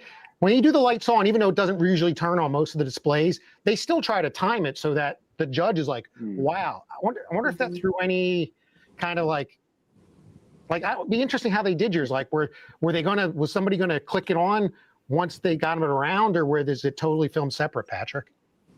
No, we had somebody. So ours is all of our electrical is on its own separate breaker box and power supplies. So we literally had somebody sitting at the breaker box, and it's got a one-on, one-off system. So they can go in there and switch on the whole one breaker, and it turns everything on at the same time. Wow. Yeah, ours was I flew Tanya turned the key on, she pushed the lever, and mine's on an app. So Maggie was our producer, and she stood next to it, and as soon as she saw it, it went. And mine also had visual. Here's a fun fact. I think some of you know this. I told you. So my lights on device, actually, when you turn the key to activate it and turn it on, it said "Welcome, Tanya," and it had a little message. And then when she threw the lever, it changes from it's red when it's off, and when it turns to green when it comes on. If you go back and watch the episode, you can see that. And when it went on, it also talked, and Santa Claus ho ho hoed and said Merry Christmas. They made me disable all that. They didn't even edit it out. They made me disable it all. So for mine, I don't know. I thought it was being creative. I thought it would have been cool. She texted Santa, and Santa replied. My show literally did that the first time, but because obviously texting, going to my system, and coming back was not the fastest. When we filmed, we had to cut that way back, but the first time it actually worked. Yeah, fun fact, does anybody know what she wound up texting to get Tom's lights on? Merry Christmas. But she also said, "Where are my presents?" So Tanya was told not to wear high heels at our episode, and so she shows up and she's got high heels on. So we're going through the yard, and she's pointing at all of the gingerbread men, and she tries to go over the garland and she gets hung up in it, and I have to help her get unhung because she's tangled up in it with her heels. So that was pretty funny. Lisa think it's stuck in the mud. Yeah. Stuck in the mud. Yeah. And she might have a court case against the 2 Utes. Yeah. They wouldn't get much. They would. Retired Oklahoma. Same movie, right, Jordan? You've Dang seen My much. Cousin Vinny, right? Getting stuck. Everybody gets stuck in the mud. Yeah. Yeah, I actually didn't Some want comment. to have something to start my show. I really thought I could get away with not having anything. I hadn't planned. They were like, "So, what are you going to have to turn on your show?" And I was like, "I don't know. Like, do I really have to do that?" And they're like, "Yeah, you really do." So I was like, "Well, why not a kitchen sink?" And they're like, "What?" And I was like, "Well, I have a little bit of everything, so let's just throw the kitchen sink into it." And I was like, "And let's just make it pink." And that's where I came up with that, because I had no idea I wasn't going to do anything. So I have a kitchen sink. And trust me, after your lights turned on, I understood the sink reference. I'm sure others did too. At first, I was like, "Oh, it's kind of cool, different." Then it was, "Oh, she's got everything with the kitchen sink." Like you said, it's a hybrid display. Yeah. Oh, we got some questions, comments. Ryan wants to know how critics will completely cover the house in lights. So doing something like Henry or so forth. I'll give my advice. They want the roof covered at some level, and many of here on here can talk about that. And if you look at almost everybody's episode, whether it's Coro snowflakes or light strings or lights themselves, most people have covered the house in lights. But you don't have to, but it's usually one of the things that prevents you from getting on the show. We had absolutely zero on our roof. No lights on our roof at all. I don't do heights, so no thank you. I think if you do a bunch of land, they don't care about the house. And that's what we had too, JR.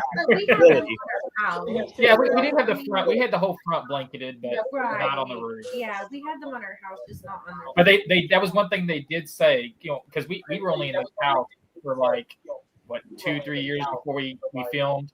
So we had never put lights on the actual house ever. And that was one thing they did require us to do. They said you have to have lights on the house. And so we came up with the front blanket. Yeah, but like JR said, I didn't even know you had a house in your episode. So you're right. It's interesting. It's interesting. That's right. They made us. Hey, we got Steve joining us. He's been looking at getting on the show. He was just at the Carolina Mini. The Carolinas Mini. But when they say DIY, are they looking for something never seen, or can you copy something already done, or do it your own way and still consider it DIY? Anybody want to answer that?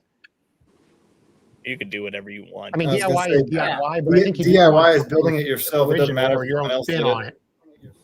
But they are looking for something different, because I mean, for me, it was my tree of trees, because no one has a tree of trees in their display whatsoever. So, and that is actually a copycat. That's all handmade, obviously, and it was, I believe, Wow Lights used to sell that. Commercial grade, if I remember right, or that's not the company, but it was like, oh, it can be done. So Yeah, good question. I would just say DIY if you try to make something that just ties to either your family and your history with your lights, or your theme if you have a theme.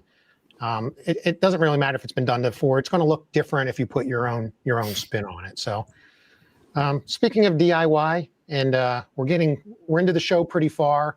I want to be cognizant of people's times, and I know people have work tomorrow, self included.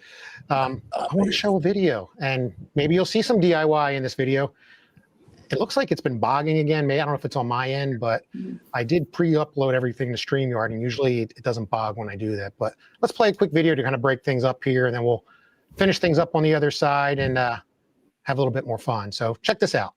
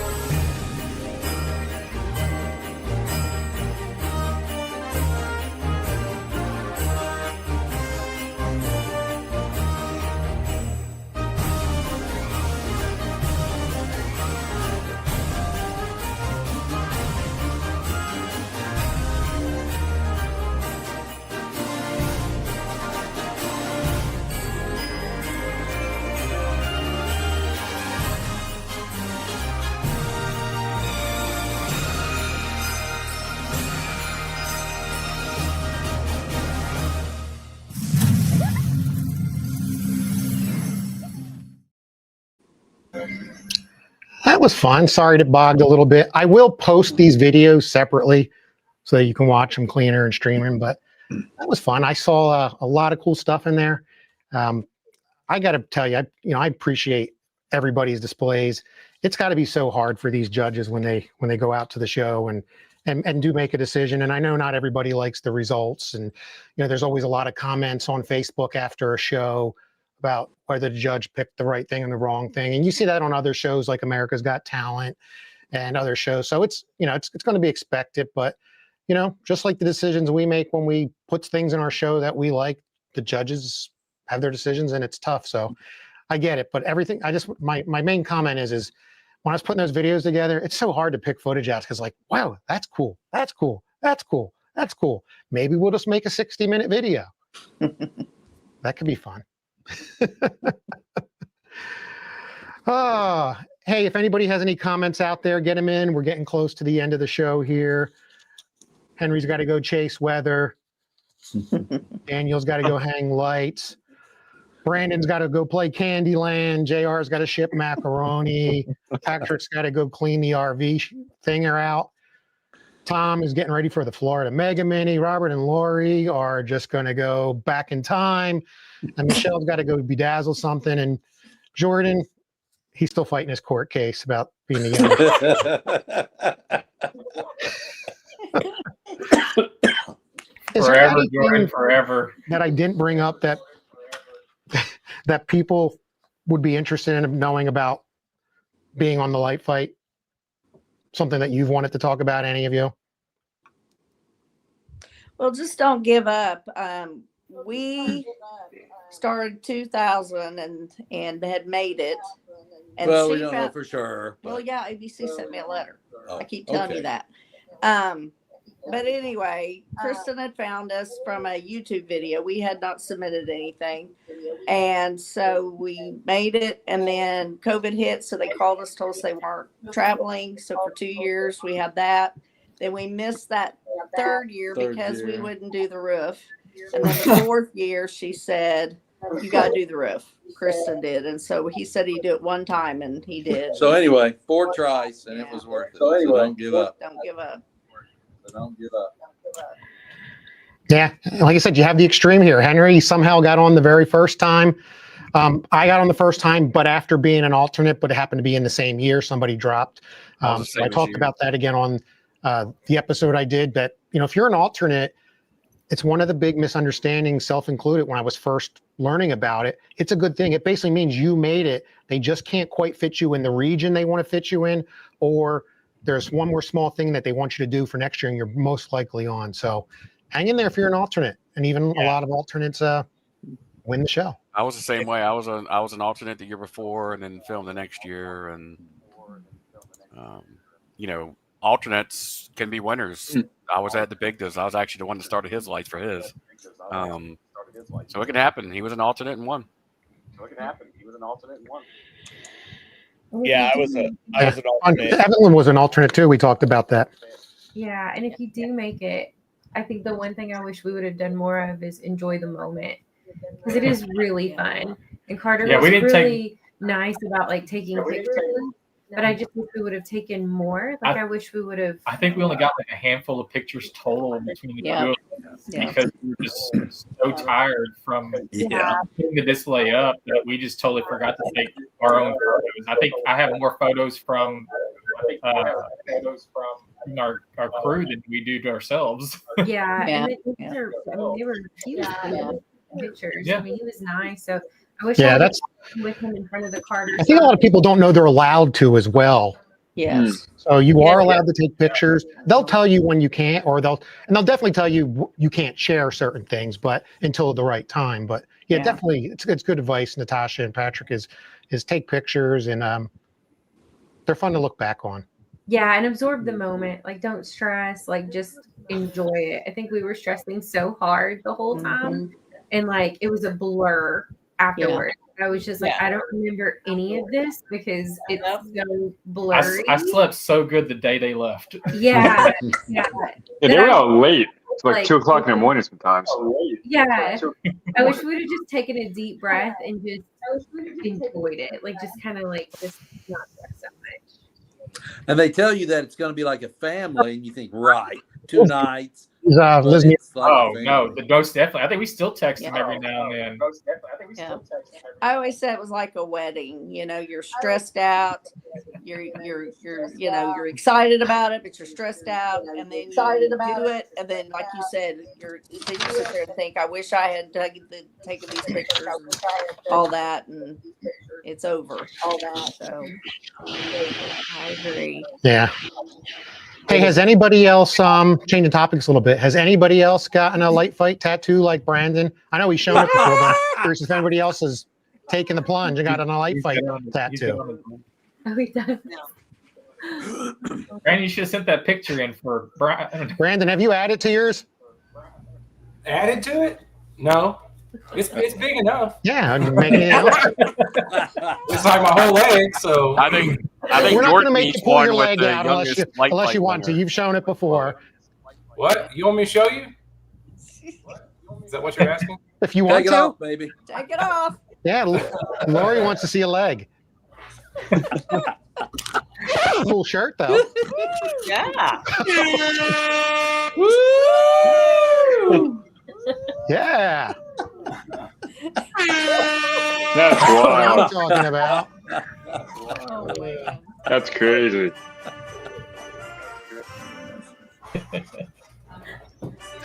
Your dedication. Oh, thank you for. Oh, why is that looping again? There is a bog here. I had good internet today. I tested everything today, but Probably us. JR, I'm just seeing the private chat. I don't think I see it. I just seen the private chat because I'm looking at comments. Hey, we have some comments. Let me. Brandon, thanks for showing us your leg. How long have that tattoo taken? Sorry, I missed that, JR. It's a little slow. It's okay. I should have logged in with you and been your co-host like Brian is for me. Yeah, I need to do that. Well, we're getting there. By the way, we made it to episode 10, so maybe it gets easier. Carl's saying they'll see you on the house on the boat and in Florida. So he'll be on the mini at sea and then back to the Florida Mega Mini. Yep. Hey, here's somebody I know. This is somebody I work with or have worked with. We doesn't work in the same company, but we were at a conference for work one day and started talking, and turns out he does a huge minion display in, I think it's in Mississippi or Alabama. I forget where Sean lives, and I apologize, Sean. I'm glad you, first of all, you're joining. We're now part of the same family. You'll know what that means. We can talk offline. And this is before I knew a lot of the copyright. He has minions, a lot of minions, and they can't be on the show. But again, if you watch my episode, I did everything and cleared all the copyright. But when Taniya comes to call us out to receive the trophy, there's a big minion right there on the back because it's inside the house. Yeah. Hey, Sean, We good had to talking cut to you. a I'll lot see you out again soon. because of copyright. Especially with the Texas theme, we had, Whataburger and stuff like that. We couldn't have stuff like that. I had a whole section of the Yeah. orchard. Well, he has 150 minions in Alabama. I want to go see that. So for what it's worth, I won't say who I work for, but Sean, my company just got acquired by the company that owns Sean's company. We used to be partners. Now we're in the same company. So kind of cool. Would you have, JR? I had a copyright problem. I used to have Grinch through like half of my orchard. And I pulled it out and put Nightmare Before Christmas, and they never even showed it. I was like, I made all new stuff to put Nightmare Before Christmas, and they never even showed it. And I was like, could have just left the Grinch. Yeah, we had done all the way around the house, and they just showed the front of the house. And my sister-in-law was so upset because Nick had built a beautiful pergola, and we had the Jimmy Buffett thing, but we couldn't say Jimmy Buffett, but it didn't have anything to do with Broken Arrow, so they just did the front. So Yeah, like JR, I had a Grinch in the window where Tanya activates it, and I changed it out to a Mickey Mouse, which I think was helpful because of the being Disney. And I think we covered this already. Steve Griswold D. Richburg is your AKA. we talked about it a little bit earlier, but we do think it's going to be a challenge for some people filming that time of the year. And those that get on the show, they know what they're getting into. So that's, if you don't think you can do it or it's not going to work, I guess my advice is maybe you don't apply. Yeah. It's going to be a challenge for not only the people. I think it varies from the early episodes. It's going to be a challenge for not only the people. It's going to be a challenge for the show. I mean, because you're going to be filming in the summer. You're going to be dodging storms no matter where you go, whether it be tornadoes or hurricanes. Oh, that's right. So I think the show's going to have a big challenge with it as well. And I think because when you film, like when we're in Florida, you're supposed to dress like you're in a cold environment, sort of. And in July, I mean, you're going to be roasting. Yeah. I think that's the the one they got going for them is they did it before. Great. That kind of ties into what Ryan's asking here, how many days was filming? And for us, it was 2.5, basically. Maybe they changed the way they film too, Tom, because of that. Yeah. I was it's going to be tough. 3.5. You're right. It is, especially in Florida. I mean, that hurricane season. Yeah. The heavyweight I was at last year, they did it in 2 days. I was shocked. Yep. Wow. Yeah, we were 2 days as well. Tony's was 3, I think. Sometimes No, I was 2. Yeah. Yeah, we were 2 as well. We were 2. Yeah, 2 over here. Yeah. Me, I was the only one before COVID, right? Me and Jordan. Jordan. Don't worry about him. Yeah, don't worry about me. Season. Be glad you weren't on my episode and I didn't beat you. Hey, at least my blow mold won the trophy, okay? If it wasn't for that one, you probably wouldn't have won. You're right. I'm kidding. He was supposed to be on my season. We were messaging back and forth.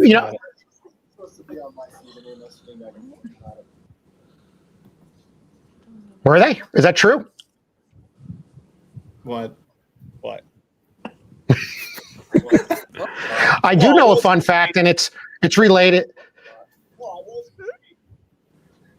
I do have a fun fact related to that, and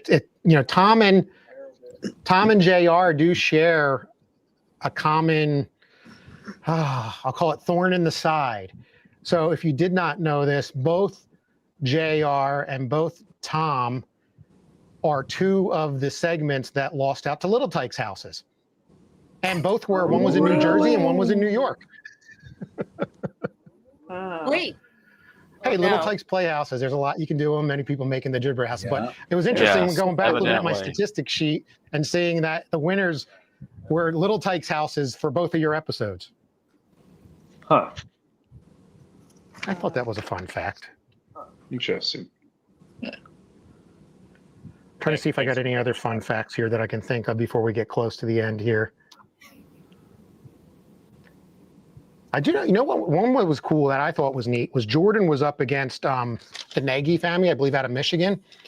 And that was the guy who took the big beach ball and made it into a talking snowman face. And he's also a guy who buys a lot of the Lowe's and Home Depot wireframe props and then strips them all down and puts pixels in them. He had some cool stuff back in season 7. It was cool stuff. That snowman was really cool. Slankard, you had 2 kids. I told you it was going to be tough to beat 2 kids.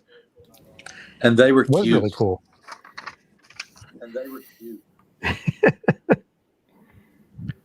But the other thing that was interesting, it talks about back to JR's episode. Trophy. Oh, there's that trophy. Not everybody's got one signed by. It's signed. Taniya.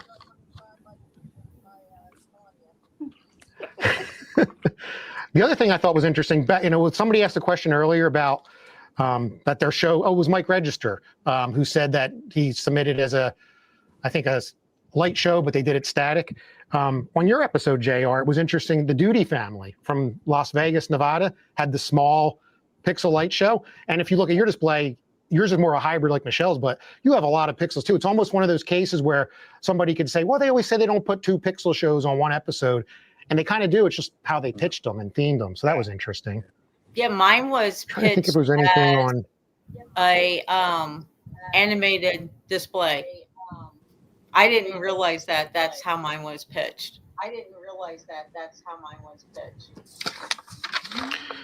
And I'll say on Daniel had a challenge too. Daniel was up against Watkins, Chanel, And what was unique about that is, I mean, they were all Vegas props, and there was a lot of posts about that's their business and they do that.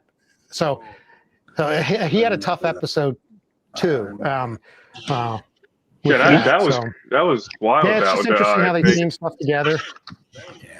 It was tough, but our win was definitely being on that national stage, sharing our show, sharing our theme, and it's been amazing to see where it's gone since. I don't know if you guys know, we have the show since we were on air. The year after, we actually doubled the lights. We were filming when we sharing our sneak peek videos. People were messaging us. They have the wrong light count. You actually have 500,000, not 250,000. But they didn't know that it was aired the year before. And then next year we got to 700,000. And last year 1 million. And up and up we go. So well, the other interesting thing about yours, Daniel, too, yours was an example of a lot of people apply and don't realize it has to be on a single property. So you had to be selective on what you put on your property. That's right. And when we filmed, we were on our single property at that time. We hadn't expanded on the street yet, because all the rest of the properties that we added, including Grandma's Snow, which is very famous now, that came the year we actually aired. So that big doubling expansion came the next year. So it actually worked out nicely that we were on our own property. We really didn't have to worry about picking and choosing what we wanted to show, because we had what we had, right? So that worked out. Yeah, interesting. Hey, we got just pop it in real quick. Russell McFarland's joining in, organizer or one of the organizers of the Carolinas Mini. So go to a mini. Thank you for joining, Russell. Oh wait, I'll get you in a second. For the record, it's here's someone I have not seen in the house before, and a former light fighter. He's close to me. I did not. We got Big Miami Christensen. These, and I apologize, I used to know all this stuff top of my head, but their theme was they had a big pirate ship. So as you know, pirate ships were on the show a lot. Theirs had a Frozen theme, a pirate ship. It was very cool. I forget what city you were in, but thank you for joining. And that was a cool play. You guys had Carter. Here's another question I thought was interesting. Did any of you have problems with the city like us? I don't know if he means for the filming of their show or after it aired, but I'm sure there are several of us that have talked about challenges with traffic and stuff afterwards. So if that's where you were going. What's Brandon got here? So Brandon's working with AJ, and kind of like Mike did, they said turn off your LOR and keep it static. I think it'll look better. So, I mean, you don't have to do that. They're giving your advice. And personally, you asked me, Brandon, too. I said it was more impressive to see it all on. But when the judges are there, you could certainly run a light show. But, I will say that the casting associate's been around long enough. They know what the judges are looking for, but they don't make the decisions. But yeah, good point. I think that's a misconception, though. LOR does fix do we have anything else here? X lights, just so everybody knows. Yeah. You know spell LOR, Jordan?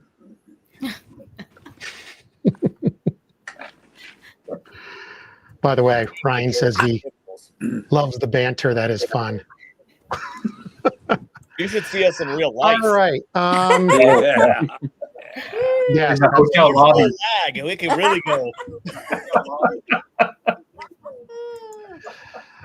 I have Nick Antidormi, Jordan. I've been to his display here in PA. He's not been on the show. He's applied for it and has had other opportunities. But go with your own style. I mean, that's really, at the end of the day, that's something that I even said on the How to Get on the Show video I did on my channel. It's, you don't have to have a theme. Don't force a theme. At the end of the day, be yourself. Do your own style. Do your own thing. And you can't control how they edit it. Sometimes they're going to edit it how you don't want it edited.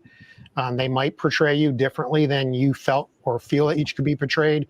And you really don't control that, which in some cases, unfortunately, I've heard a couple light fighters say, hey, my display wasn't portrayed about how I really do my theme. it does happen. But overall, I would say most, if I had to guess, 90+% of the participants that have been on the show have all had a positive experience, regardless of how it turned out. And I think Nick's advice is right. Just do your own thing, and you know, if you need to tweak a couple things just to appease to the judge, do it subtly. Don't make major changes. Yeah. And be careful what you say, because it All might right. highlight. Because I am highlighted this year saying that I chose cupcakes over yoga balls and over yoga. Oops, I picked the wrong one here. Yeah, that was interesting. So if you didn't know that, I don't know if Light Fight's getting ready for the upcoming season, but they made a post over the weekend for like out of the blue, They did. and they happened to post a clip of Natasha talking about their DIY cupcakes. Yep. Yeah, nothing Who knew? motivated And me why more to October? I'm not sorry. Why September? Yeah. I don't know.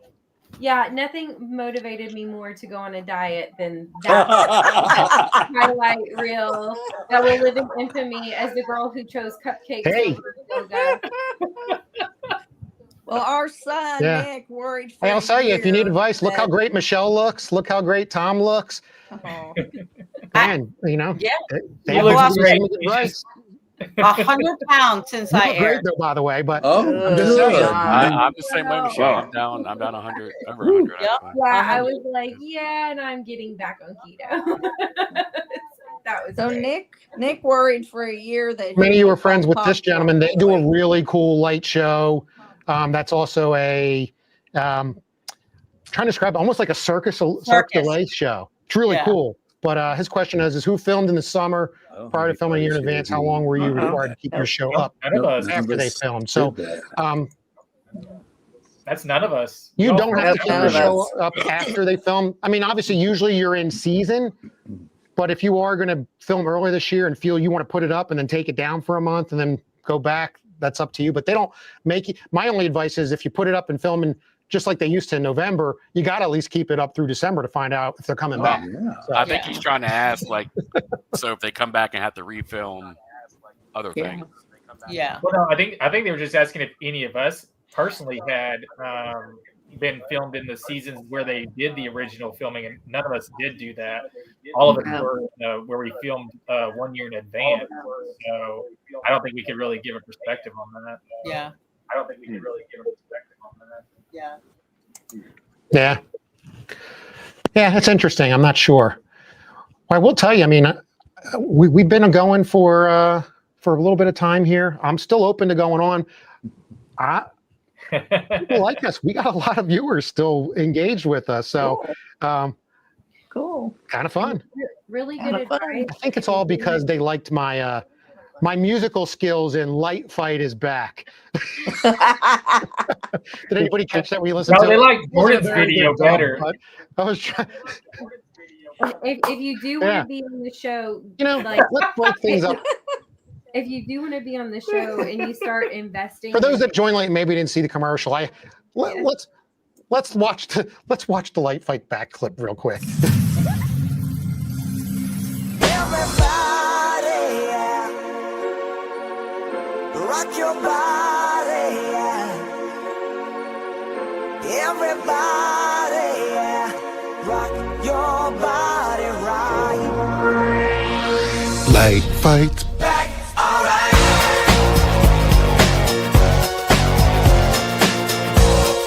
Hey, now, alright.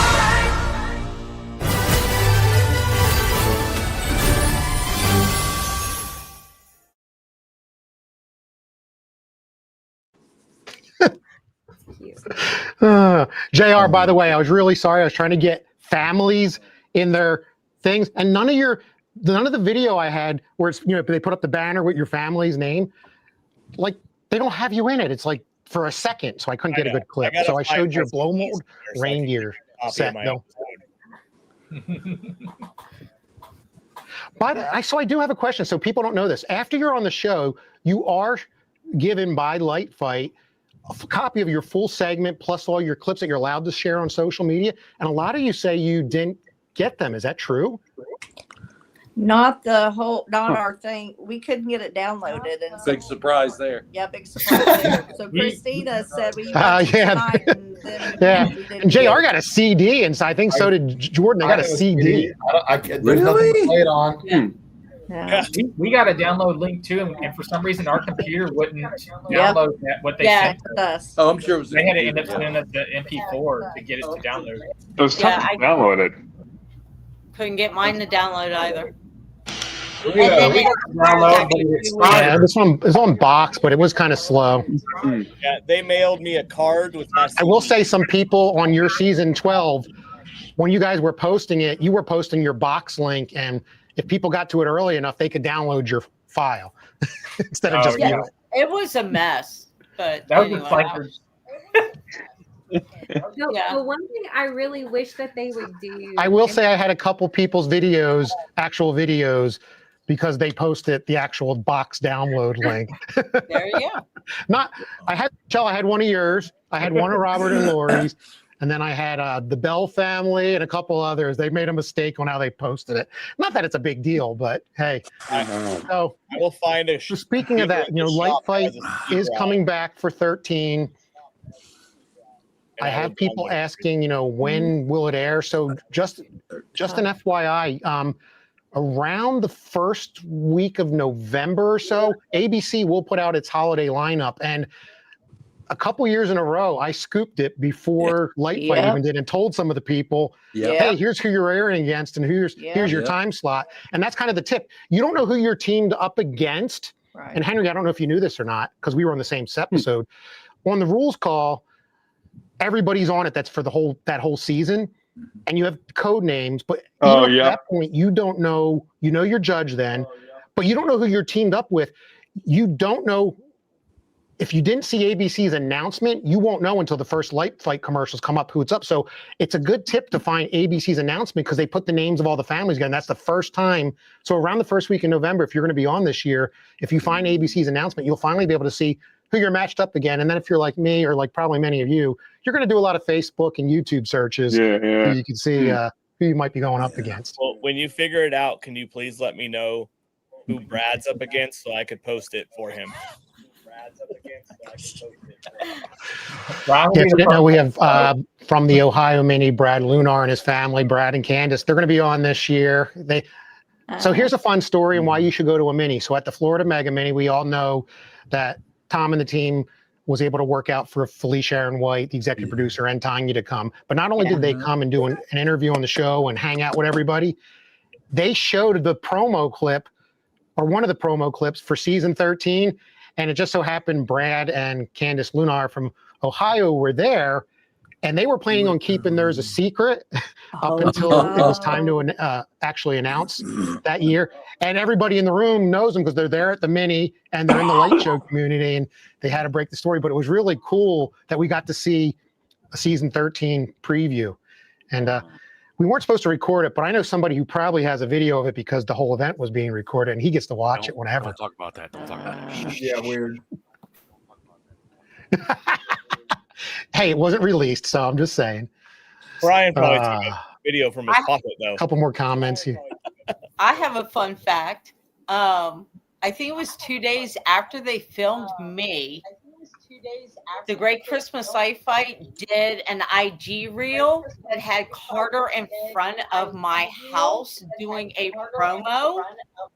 And someone sent it to me, and it was 2 days after they filmed. And I'm like, what is going on here? And I'm sending, it was AJ. I was like, something's going on because like no one's supposed to know. And here he is in front of my house. And, oh, wow. Yeah.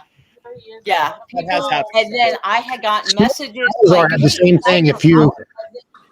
Yeah, they're like, is that your house? I'm like, no, I don't know what you're talking about. That's not Stuart Salazar had the same thing. If you know Stuart Salazar, he does a small display like Tony Tran, and he has that red carpet going down his sidewalk, and you can see Taniya and Carter together doing a promo.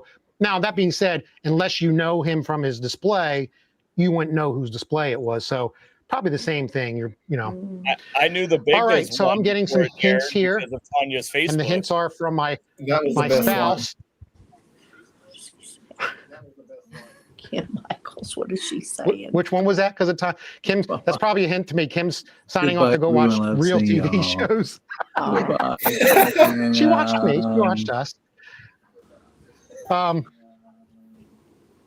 Robert and Lori, is it past your bedtime yet? Oh, I'm retired. I stay up till midnight. We Right, stay up you late. You do need to tell Great Christmas Light Fight that I think one thing we would all love and appreciate are people who are on the show with some swag.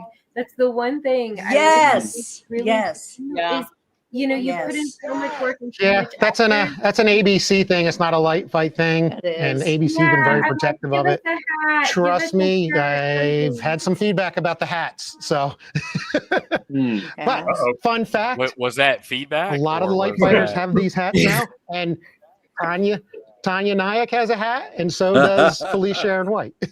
So was that good feedback or bad feedback? His lawyer's not on the show right now, so okay.